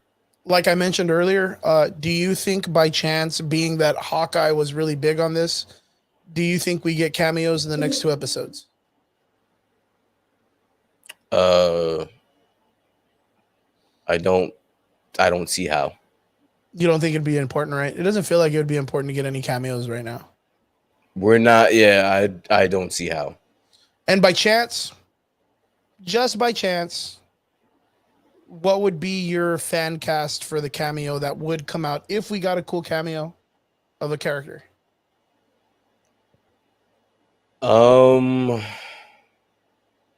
I mean, I'm trying to think of someone other than Captain Marvel, Captain but I Marvel, mean, right? that's got to be the only. I mean, that's got to be the only one, right? Or Monica Rambeau, but she would have no business. Neither one of them would have any business. They don't know who this girl is unless they saw her like on the internet, on the internet or something like that. And then but Captain Marvel is she's a intergalactic. She's intergalactic. She doesn't have YouTube in her. She doesn't have fucking she doesn't have YouTube. She's got a fucking 1990s beeper, bro. Like exactly. So unless someone lets her know, and even I don't know. Yeah, it's weird. Oh, very cool. Vince says I see a Captain America cameo or Wasp. That's not too bad. You know who I kind of feel like we would possibly get a cool nod to? Darcy. The fucking silence. Brian, that's horrible. Darcy, dude, from WandaVision, the girl from Jane Foster. Remember, I know who she is. At the end of WandaVision. Why would she show up out of all places in Pakistan? I mean, the idea would be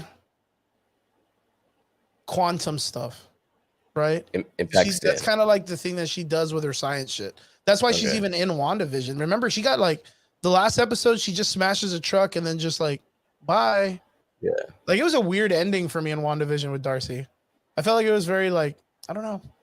But I feel like it would be cool to see a Darcy in this one. I'm a big fan of Darcy. She's awesome. I mean, I'm trying to think other than Captain Marvel, because in my mind, I'm like, dude, Captain Marvel, no fucking way. Like, who the fuck else would come out of this? Lockjaw? You want to bring me, dude? If you bring me Lockjaw, I'm fucking down. Lockjaw and Miss Marvel. But no, I'm just saying, Darcy was so random. Like that was the most. If you would have given me 10 guesses, I would have needed an extra 20, bro. But did you really expect her in WandaVision either? That was fucking crazy too. That was out of fucking nowhere when she showed up. It kind of made sense though. I mean, well, yeah, because she's like in the quantum field. She's like in the science shit. But like a Wanda, because she's like a Thor character. It's like straight up Thor character. Like she's never doesn't make appearance. The only one that she's not a Thor character. She's a scientist that just was in the Thor movie. She's a scientist first. So she can show up in any one of these shows or movies that has to do with some science shit in it. Yeah. Yeah. Okay. Yeah, I can see that. That'd be cool. But yeah, I would say Captain Marvel's probably my overshadowing idea on if we ever got a cameo. It's kind of like the setup, but I think that's going to be more of like something saved for the film. Yeah. Yeah, I think that's more for the movie. But okay, cool. Excellent. So not too bad. Hopefully the next episode comes out. It's pretty good. How many more episodes do we have of this season left? 2. 2 seasons or 2 episodes. Good shit. Onwards to the next conversation. Are you ready for this? We have episode 7, I believe, of The Boys. So we are on the tails of probably one of the craziest episodes in superhero comics, live action, which is Herogasm, the long-awaited Herogasm episode. We got Brian's cameo as Love Sausage. His superhero name came out. It's the greatest superhero name ever. And yeah. What did you get to watch this episode yet? I did, yes. Oh man, dude, what did you think? It was really good. The last 2 episodes have been really, really good. I was telling you and everybody in the chat that I rewatched Hero Gasm actually twice after the first time I watched That's what it. it was. I was like, what did you say you rewatched? And I remember. There you go. and that was masterfully done. Like I saw it the first time, and maybe because it was like 3 o'clock in the fucking morning or whenever the fuck it was. Fucking dying and shit. I'm fucking dying and shit. I was like, whatever. But then I saw it two other times after that, and I was like, this is great. This episode, really, really good. Everything's getting flushed out. I like how, what's up with fucking Butcher, dude? Like, I was confused as to like he goes through the whole. This is spoilers. Sorry, guys. Yep. I just have to ask this question. He goes through the whole ordeal of like going into like the deepest, darkest parts of his fucking memories to come out and have this change of heart. But then when he finds out that the V24 is basically eating your fucking brain alive, he doesn't say anything to fucking what's the kid's name and Huey. Into Huey and just gonna let him die. Like, I don't understand that. Can you explain that to me? Does that make sense to you? Yeah. Most def. All right. So the way Billy Butcher is the means. That would be the easiest thing to explain it. It's the means. Like, he knows he has to kill Homelander. So wait, I get that part, but what was the whole point of going through the whole trauma thing, though? That's his history, right? So that's what makes Billy Butcher Billy Butcher. That's why he likes Huey. Huey's but there should have been a reason for that, though. If you play it the way that you're playing it, there was no reason for that entire 10-15 minute scene of him going through that. It was useless then. Yeah. He didn't learn anything. The way I got it was, well, he knows that he's doing it and Huey's with him. So if he kind of sees this idea that Huey reminds him of his little brother, like, the brother's not doing it to himself alone. Like, Billy Butcher's alongside with him, killing him. Yeah, because he's in the thick of it, and if he's gonna go, he'd want to go with his brother.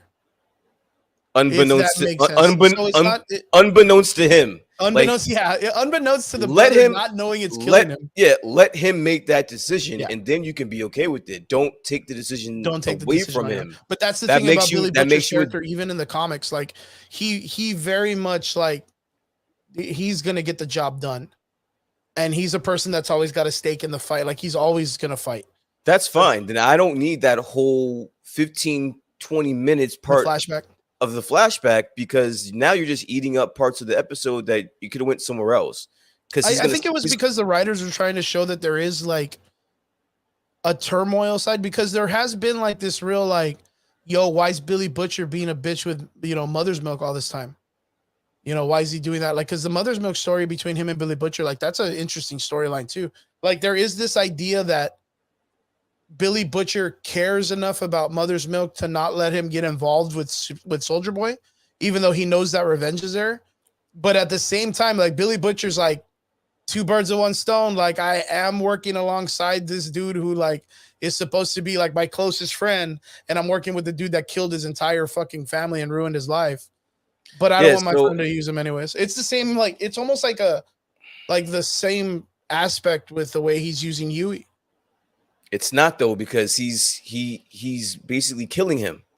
In one aspect, he's saving Mother's Milk. Yeah, most definitely. Because he's saving him, which, again, he needs to come up with better plans about going about this whole Soldier Boy thing, because he's gonna get himself killed. Number one. Which one? Mother's Milk? Yeah, he needs to rethink this. It's so good the way they're writing him, because it's way better than the comic, dude. Like, I told you about that shit. And then number two, it just doesn't make any sense how you can save Mother's Milk, but then you have the chance of saving Huey, and you're not even doing it. You don't even think twice about it. And this is after you coming out of going through this whole trauma filled. Doesn't make sense. Yeah, and you didn't clear that up for me either. So yeah, I'm gonna consider that as a stupid plot. But other than that, it was a great episode. Yeah. I just feel like it's the writer's way of trying to create turmoil within the Billy Butcher's character. But I think the idea of him being mysterious and not knowing too much of his past has always kind of created a really cool turmoil. Because like throughout this entire season, like we knew he had a younger brother, and we knew something happened to him from the earlier stuff, and we know that connects him to Huey. But I think without having like any weird flashbacks or anything like that, they've developed a pretty good relationship that they could have gotten this point across without that recap. But then again, like they brought in a character who kind of dwells in the mind, and they had to make this whole entire thing like, you know what I mean? Like they had to show off this dude's powers, which I guess. What does he need Huey for? For the grand scheme of things in the comic books, Huey is supposed to be the person that kills Billy Butcher because Billy Butcher chooses that to happen.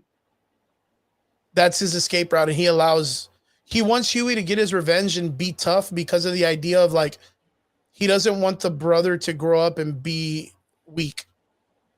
Which is kind of like the way this one went, where like there's a part where like he's telling the brother like you man up, don't be a puss, don't be like that, or you know what I mean? Like there was that whole entire aspect where like Billy Butcher was talking to his younger brother like his father did, because the brother is considered soft, I guess, or whatever, and Billy Butcher just wants to make him tougher. So in the aspect, Billy Butcher finds Huey, he's more relatable to his younger brother, trains him and puts him alongside him and throughout the entire series in the comics. But in the comics, all of them take Compound V. All of them. Every one of them. Mother's Milk, Frenchie, the girl already has it. Like all of them take it. They beat the shit out of a bunch of heroes.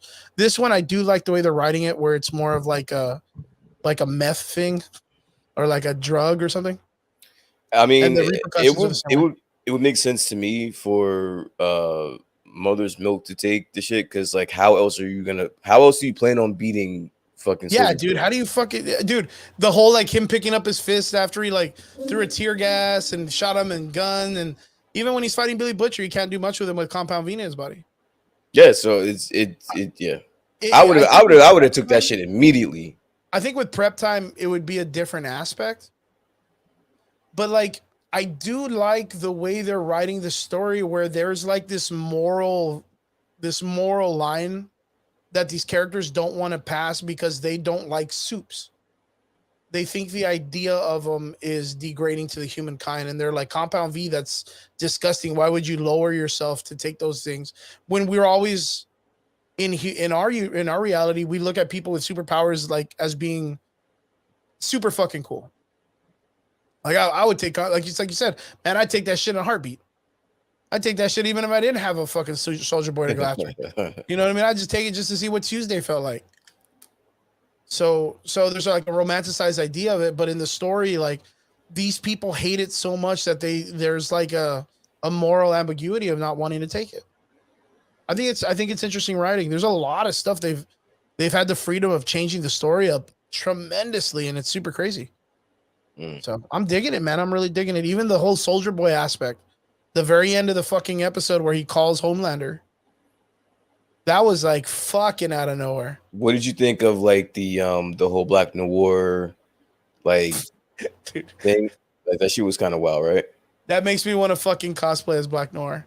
Like I just want to avoid it and then go to cons and like sit in random chairs and just act like the most out of place. Just look creepy as fuck, right? Yeah, and then grab a violin and start playing like Mozart shit, like just really great. Like learn how to play the piano just to do some shit. Just so people can be like, there's no fucking way. This guy's nuts, dude. Man, and this goes back to what I was saying like fucking 10 minutes ago. It's so cool how they're taking a lot of freedoms to change the story, because I've told you how the story goes with the boys and who Noir is. Mm-hmm. And it does not look like they're going that way. It does not look like they're like, it looks like it's still the same dude that was in the Vietnam or World War II video. Yeah. The black guy. Yeah. It still looks like it's him. And it's so crazy because there's like a whole backstory of him like wanting to be a movie star. And then he gets his fucking brain smashed up and all this other stuff. And now he's just like casually nuts. But like, it's not the same fucking story anymore. Like, and this is weird because I think I was talking about this with Thor, the Love and Thunder, and Gore the God Butcher. Like, Taika Waititi is going to take a lot of freedoms to change the story around. It may be good, it may be bad, compared to the masterpiece that it was in the comics, right? And Yeah. here you see the boys, they're taking a lot of there's a lot of privilege for them to change the story around, and it looks like it's working out for them very fucking well. Very fucking well. I've been super pleased with this season of The Boys. Like every episode that's come out, it's by far, I think the dude that's playing Homelander, like, yo, that guy is super underutilized in Hollywood. Like that guy just needs to be in more films playing crazy motherfuckers, dude. Like if you were gonna remake Hannibal, like that would be my dude. If the Flash needs a reverse Flash, Eo Barton, that's my guy. That's who I want to play Eo Barton. Like if they're gonna make a new Batman movie and they need a Harvey Dent, yo, this is my guy. Like he's done a fantastic job as Homelander, dude. This is literally the base of Injustice Superman. Like I'm fucking telling you, like he's good at what he does. This actor guy, he's amazing. Everybody's done a great, amazing. I think the only character that's been slightly annoying is Starlight. I think that's the only character, like her storyline right now with the whole like Huey relationship. I think it's very boring. I think it's very like whatever, because it's being dwarfed by the Frenchie and the girl relationship. I think their story is fucking fantastic. I think this episode was super touching, the way that the girl ended up choosing to get Compound V again and return back to her hero form. You can see it in Frenchie's face where like he's very sad and emotional about that too. I like that they touched on the continuity of superhuman people not being able to just feel like things randomly that aren't like super hard on their bodies. So like the idea of her saying, "Oh, I've never felt your arms before because they feel like bendy straws." I've told people that before. I go, dude, do you think it's weird that every time Lois Lane kisses Superman, for her it's like kissing something that's metal or steel? Because there's no way like his flesh moves when they kiss. It's not. There's no way it's soft. Like that's an interesting concept. If they were to write that in a comic book, you'd be like, "Oh fuck, I never thought of that." Like, that's weird as fuck. Or if Superman is in his hotel or apartment that he lives in Manhattan or New York and pisses, he would kill like 1 million people on the bottom because his piss would cut right through the toilet and just kill everybody. You know what I'm talking about too. You know. So it was very interesting that the boys was like, "Hey, dude, like there's a part where the girl's like, I've never felt your muscles before. I've never felt your arms," because they always feel like they're so fragile because she's a superhuman. That was so cool. That was like the little details, the nuanced details that I really respected. Mother's Milk story, of course, is fantastic. I liked the interaction between him and Frenchie in this episode, where Frenchie's back to using drugs and he's, you know, I forgot what he's doing. What was he doing? His OCD kicked in, or I forgot what he was doing. That what's his face was like giving him comments like, "Hey, dude, what are you doing?" Like, yeah, you could tell that even though it's like a business thing, like they do care about each other. Like the family nuance is there for the boys. Like they all care about each other. Yeah, overall, I was really happy about this episode. So far, so good. Soldier Boy, the best hooking up with those two old ladies. that was a little weird, man. It's so wild to see Jensen Ackles do something other than supernatural. And then to see him in a scene where like he's like doing his thing to two old ladies was like, they paid this dude a lot of money because like there was no way I would see him doing crazy shit like this. But, overall, man, good fucking episodes. Fun episode. What did you think? Again, solid episode. One or two things that I was just had a question or two about. And when, or maybe I wasn't paying attention, but it just seems like the transition from the boys being so intact to just that split happened like quickly, like very quickly, and then like it turned quickly, and then it just dissolved. Like there's nothing anymore, not even a remnants of it. So I think that's very interesting to see how we get that back, if we get that back, because everyone is like all over the fucking place. So I'm very interested to see how how all this turns out. Yeah, I thought it was very weird when Frenchie comes in and he's like, "If you're working against Billy Butcher, we're with you." Like that was I didn't really know the dynamic between. I mean, yeah, I could tell like the Billy Butcher working with that weird chick from Frenchie's past, the crime boss. That was probably like his breaking point because then all of this kind of transpired between him and the girl, Kimiko. But yeah, man, I want to see how it all transpires and it all comes through. Like, is Huey gonna kind of be an outsider also when these guys all come back together? Like, what is it gonna be like when they all come together? Well, Huey's gonna die because fucking Butcher's a piece of shit and just went through a whole traumatic fucking flashback that means absolutely nothing because he didn't learn shit. Yeah, it's so weird, and I keep saying this because it's so much different from the comic book. So like, yo, is that a thing in the comic that Homelander is Soldier Boy's son? No, it's No? not. Not that I remember. I just remember Homelander banging this dude. You remember you telling me that? I was telling you that. Like during this comic book part, Herogasm, there's a part where Homelander's banging Soldier Boy because he demasculates him. It's a demasculating thing that he uses to kind of make men or tough dudes be not tough. It's his way of taking their power or whatever. Not power, but like taking their manhood away from them. Okay. Because he's like a Soldier Boy, right? Yeah, it's a Soldier Boy. It's because he's the strongest dude. Like no one can stop him. The only one that came close was Stormfront. He's the only stronger character, but he was a Nazi. He thought Homelander was perfect. Yeah. So it's very man. When I saw the ending part and he's like, I didn't know I was gonna have a son and all this. I was like, what the fuck is going on?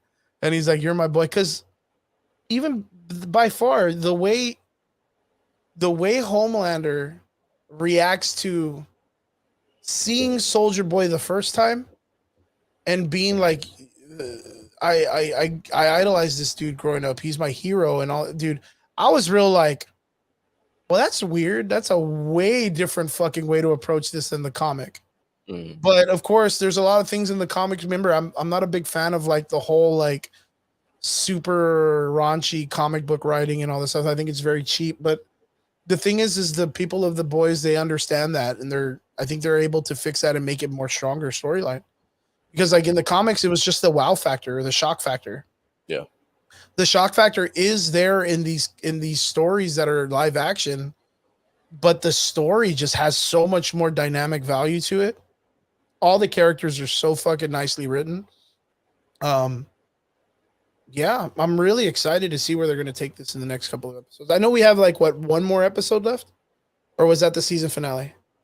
I don't think it was this. Was it the season finale? No, it can't be. No, it's got to be another one. Yeah, I want to say we have like 1 or 2 episodes left. I know that the next biggest thing is that Homelander is going to rally the superheroes together. Like all of them are going to like be like, all right, we're Homelander's dudes, like all the superheroes. And then they kind of like pull a wanted and take over the whole world, like take over the United States. And then Homelander goes after the presidency, kills the president. And then from there, like Billy Butcher is given power. This is from the comics. Yeah. Billy Butcher's given power over the military because no one else knows how to fucking go after soups like Billy Butcher. And that's under Colonel's, whatever her name is, because she knows Billy Butcher's the only one that can fight Homelander. And then Vought ends up executing the plan to tell Noir that he has to go and do his job, right? Which is he has to kill Homelander, Noir. And then when Noir shows up, he's like, what's his face? Homelander's like, dude, Noir, what the fuck are you doing here or whatever in the comics? And he's like, why? He takes his mask off and it's Homelander. Like, it's just his face just can't fly. Oh, shit. And fucking Homelander's like, and he's like, yeah, dude, it was me all along. Like, you didn't bang Butcher's wife. That was me. Like, you end up finding out that Noir, like the Homelander really wasn't all that bad. Because it was mostly Noir that was doing all the bad shit, minus like what Homelander does in person. So did he like, well, in the show, not the comic, but in this show, is it like they say it, but did he actually like rape Butcher's wife? Well, that's the thing in the comics. He did that. Well, Noir did that in the comics. He just dressed up. But in this show, in this show, has it been established that that is actually what happened? That's Homelander. Well, it was more like Vought told his wife that they wanted her to be immaculate, inseminated by Homelander, and that's why because they wanted to have a kid, not her, but Vought wanted a kid of Homelander. So yeah, it's not. I don't even think it was a sense of rape because at the end of the show, like, or maybe it was. I don't even fucking know. See, these are the type of things that are weird. It's another thing I'm that's guaranteeing that it was probably covered in the first season. no, it was said because I mean this is the whole reason why Butcher is pissed off at fucking Homelander.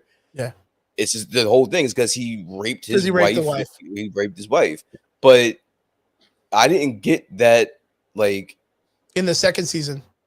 I didn't get that feeling that Homelander raped her when he was basically about to start a whole new family with the kid. Yeah. That was not a little weird. Like, I mean, the only thing that I felt was like, what's she gonna do? Like, what's the mom gonna do? Like, she can't tell him no because he'll just fucking kill her. And then what? Vought's gonna tell him he has to go to his room, or Vought can't really do anything against it either. The only other person that had power over him was the dude that was in charge of Vought. I forgot his name. The one from Breaking Bad. Giovanni. Stan Edgar. No, the other guy. Was it? Yeah, Edgar. Yeah, Edgar. Yeah.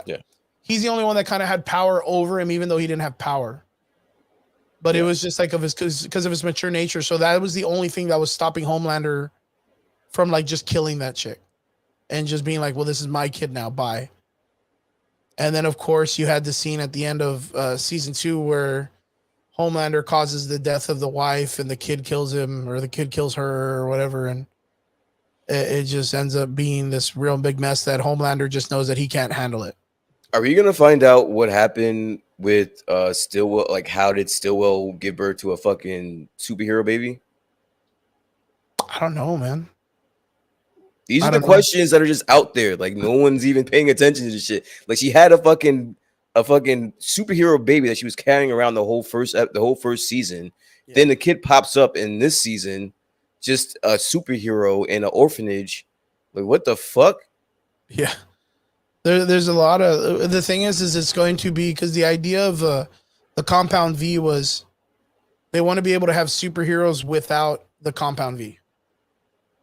So now it's supposed to be where the superheroes are going out there and reproducing without needing Compound V to do it.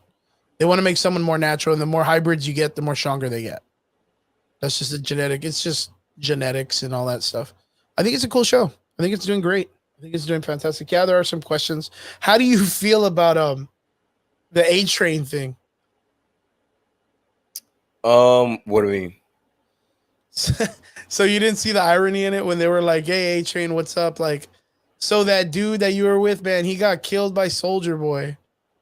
But you got a new heart because we just gave you his. So the dude that, like, fuck the irony in that. He was just like, the guy he hated for what he did to his brother, he now has that dude's heart. It wasn't an irony. It was like, that was malicious. That was on purpose. Like, that entire thing, that was. The whole thing was on purpose. So I mean, it's great writing. I thought that was real good. Yeah, so I thought that was like a really nice, like just a cool. Yeah, it was cool. It was corny irony. Like it was everything you wanted for them to be like, oh well, we still won. Like we got the last laugh in this situation.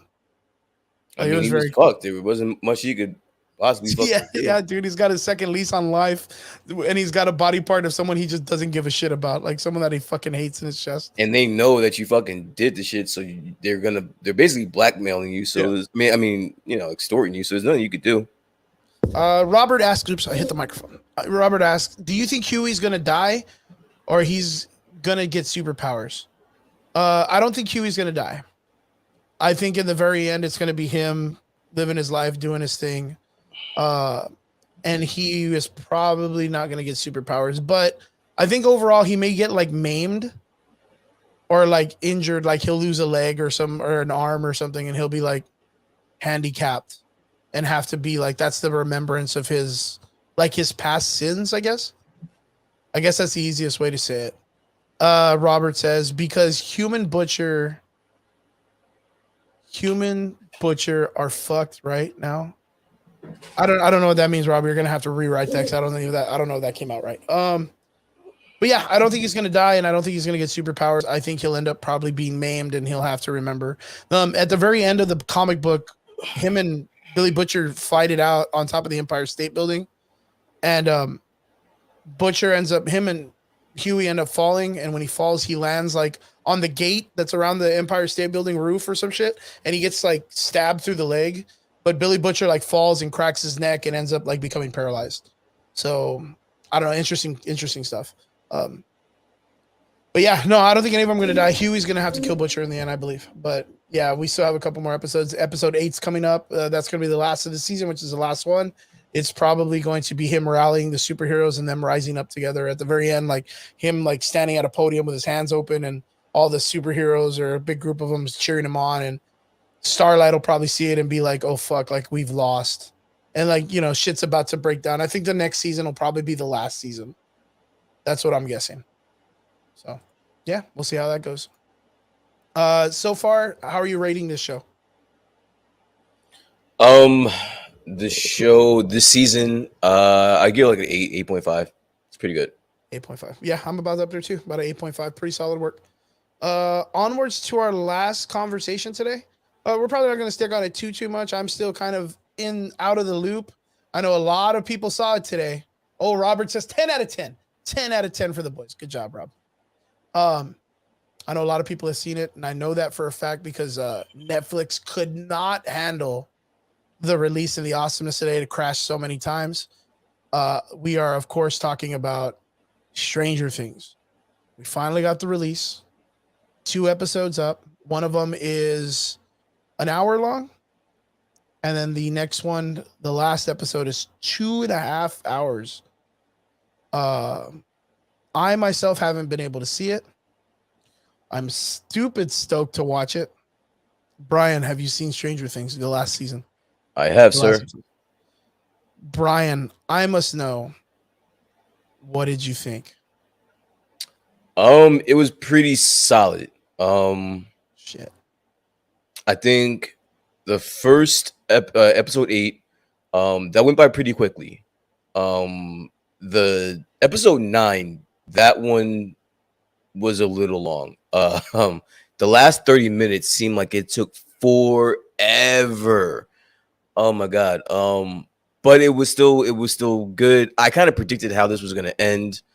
Okay. So there's no spoilers or anything like that. But yes, there are some really cool iconic shots, scenes. And again, we episode 9 was filmed by Rick. Rick Diaz, man. So hats off to him. It was masterfully done. We're reaching out to him to see if hopefully we can bring him on next week so we can talk and recap the whole season. Yep. And so so that hats off to him. Some of the coolest moments came from episode 9. So yeah, it was good. It was decent. It will definitely, again, it would have me looking towards the next season, which I thought this was gonna be the last season. Yeah, I was gonna say, does it look like after the ending of this season, do you feel like there is a possibility? No, that we're going into like for sure. It's not a possibility. We are. Oh, okay. Shit. Or either that, or we're gonna have another episode, but it can't end the way that it did. Very cool. Without any spoilers, are there any crazy deaths that we need to be looking forward to, or that we need to get our hearts ready for? Without any spoilers? I must know. I must know. Nah, I'm not gonna tell you. You're gonna watch it as soon as you're done here. I'm totally gonna watch it as soon as I get off the show today. Yeah, I'm not gonna. Was it everything? Was it all the hype that I pushed it up to be a couple of weeks ago?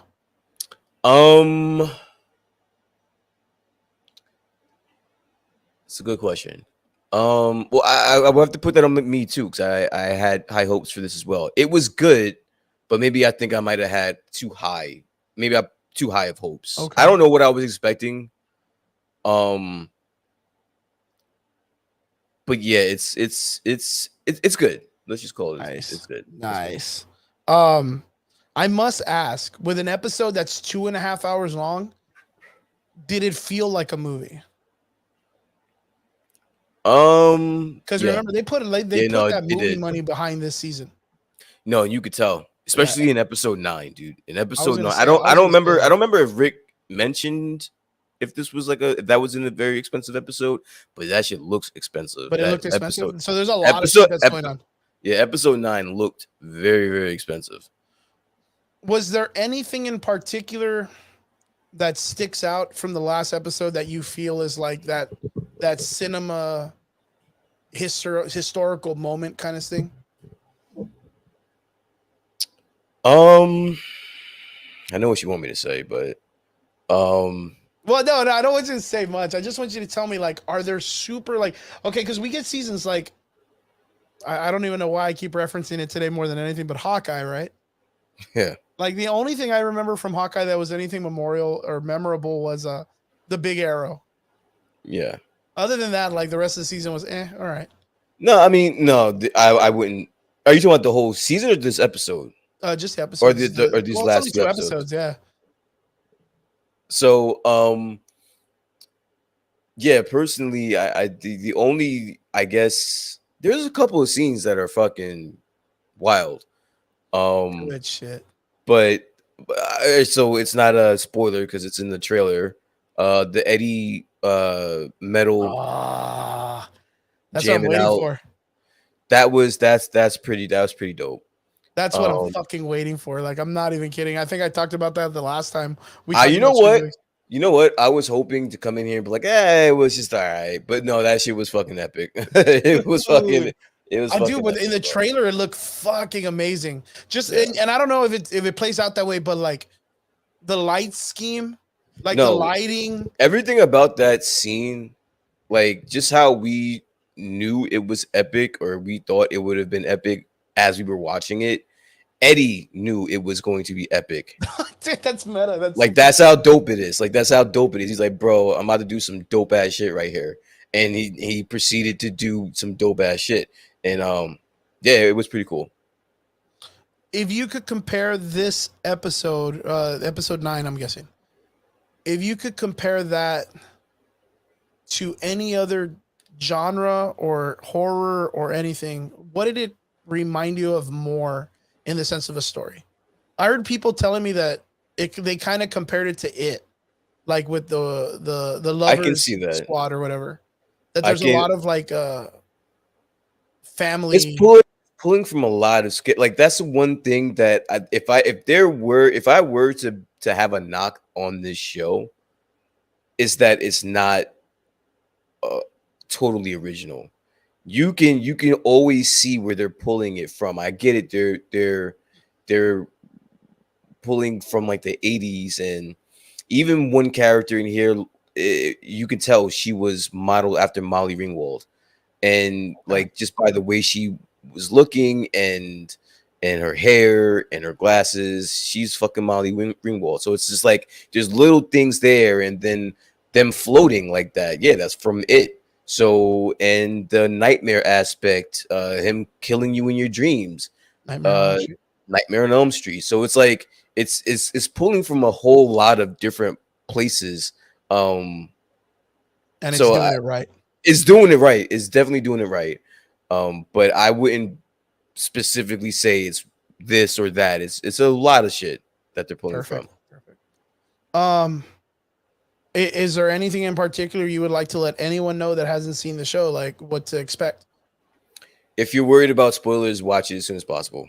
That's all I got for you, because it's gonna come out. If you've already managed to miss the spoilers now, consider yourself lucky. But that's me. I'm lucky. I'm super lucky right now. But then I've been off the internet like the whole day, dude. I was gonna say you were working all day, but like don't press your luck. No, I'm like I said, I'm jumping right into Netflix as soon as I'm done with this episode. With the wait and how long it took for us to get these last 2 episodes for the season, was it bittersweet? I wouldn't call it bittersweet. Because I don't know. It's not over, so it can't be bittersweet. No, but this season, right? This season's probably over because it was only these 2 chapters. Yeah, I mean, I don't know. I personally, for some reason, I thought this was the last final season, which it needs to be because these kids are getting fucking big, bro. Yeah, I don't know what they're gonna do. Goddamn, they're gonna have a whole ass family in the next fucking season.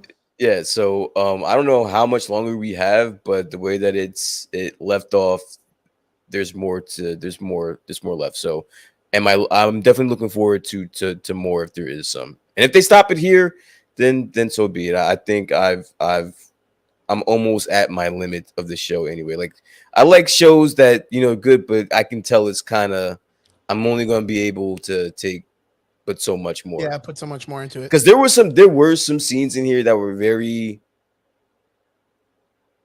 like it was trying to still pull from that that youth kid aspect from like the first and second season. But you could already tell that's Mike's just like not and shit. Yeah, that's just not there anymore.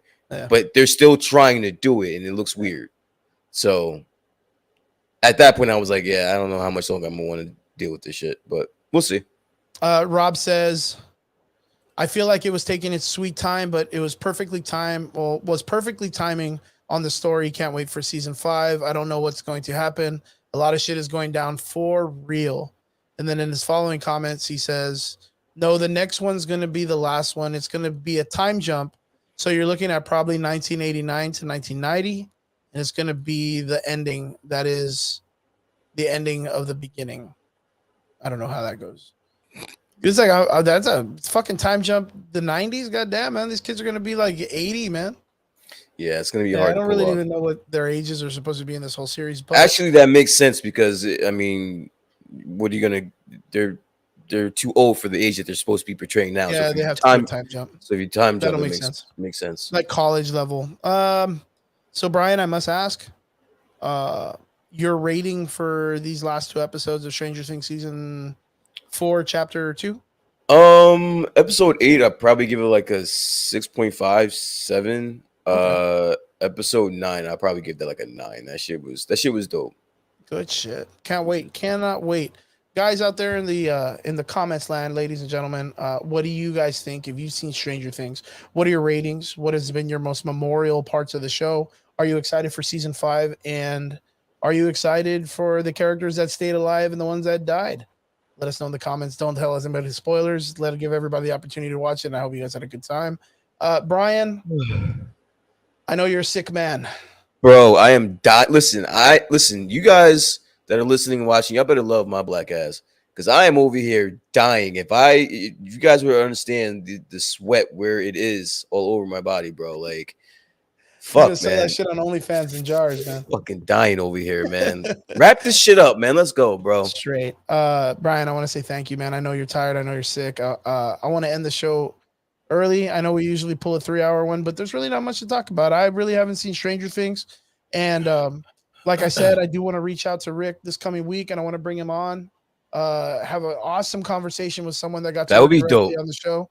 I can't wait to see it. I'm gonna go right now and run to my TV and go watch the shit right now. Like I said, Brian, I hope you feel better. I hope you get good soon. I want to thank everybody for jumping into the comment section, guys. Thank you so much. We appreciate every one of you. To our extraordinary listeners, we appreciate every one of you guys. Don't forget to like, share, talk about us, tell everybody about it. Did I miss Ezra Ranch? Oh, dude, thank God we miss Ezra Ranch. Yeah, we want to say thank you to all our extraordinary listeners. We appreciate you guys very much. We hope you guys are being safe, and we hope everybody's doing well. Have a happy 4th of July. Go out there and pop some fireworks. Don't light anything on fire. Thanks, George. Be safe. Enjoy yourselves. And yeah, we'll see you guys again next Friday here on the Average Boys Podcast. Real cool. We did a 2-hour show. We've actually made it work. I like it. All right. Laters, boys. Peace.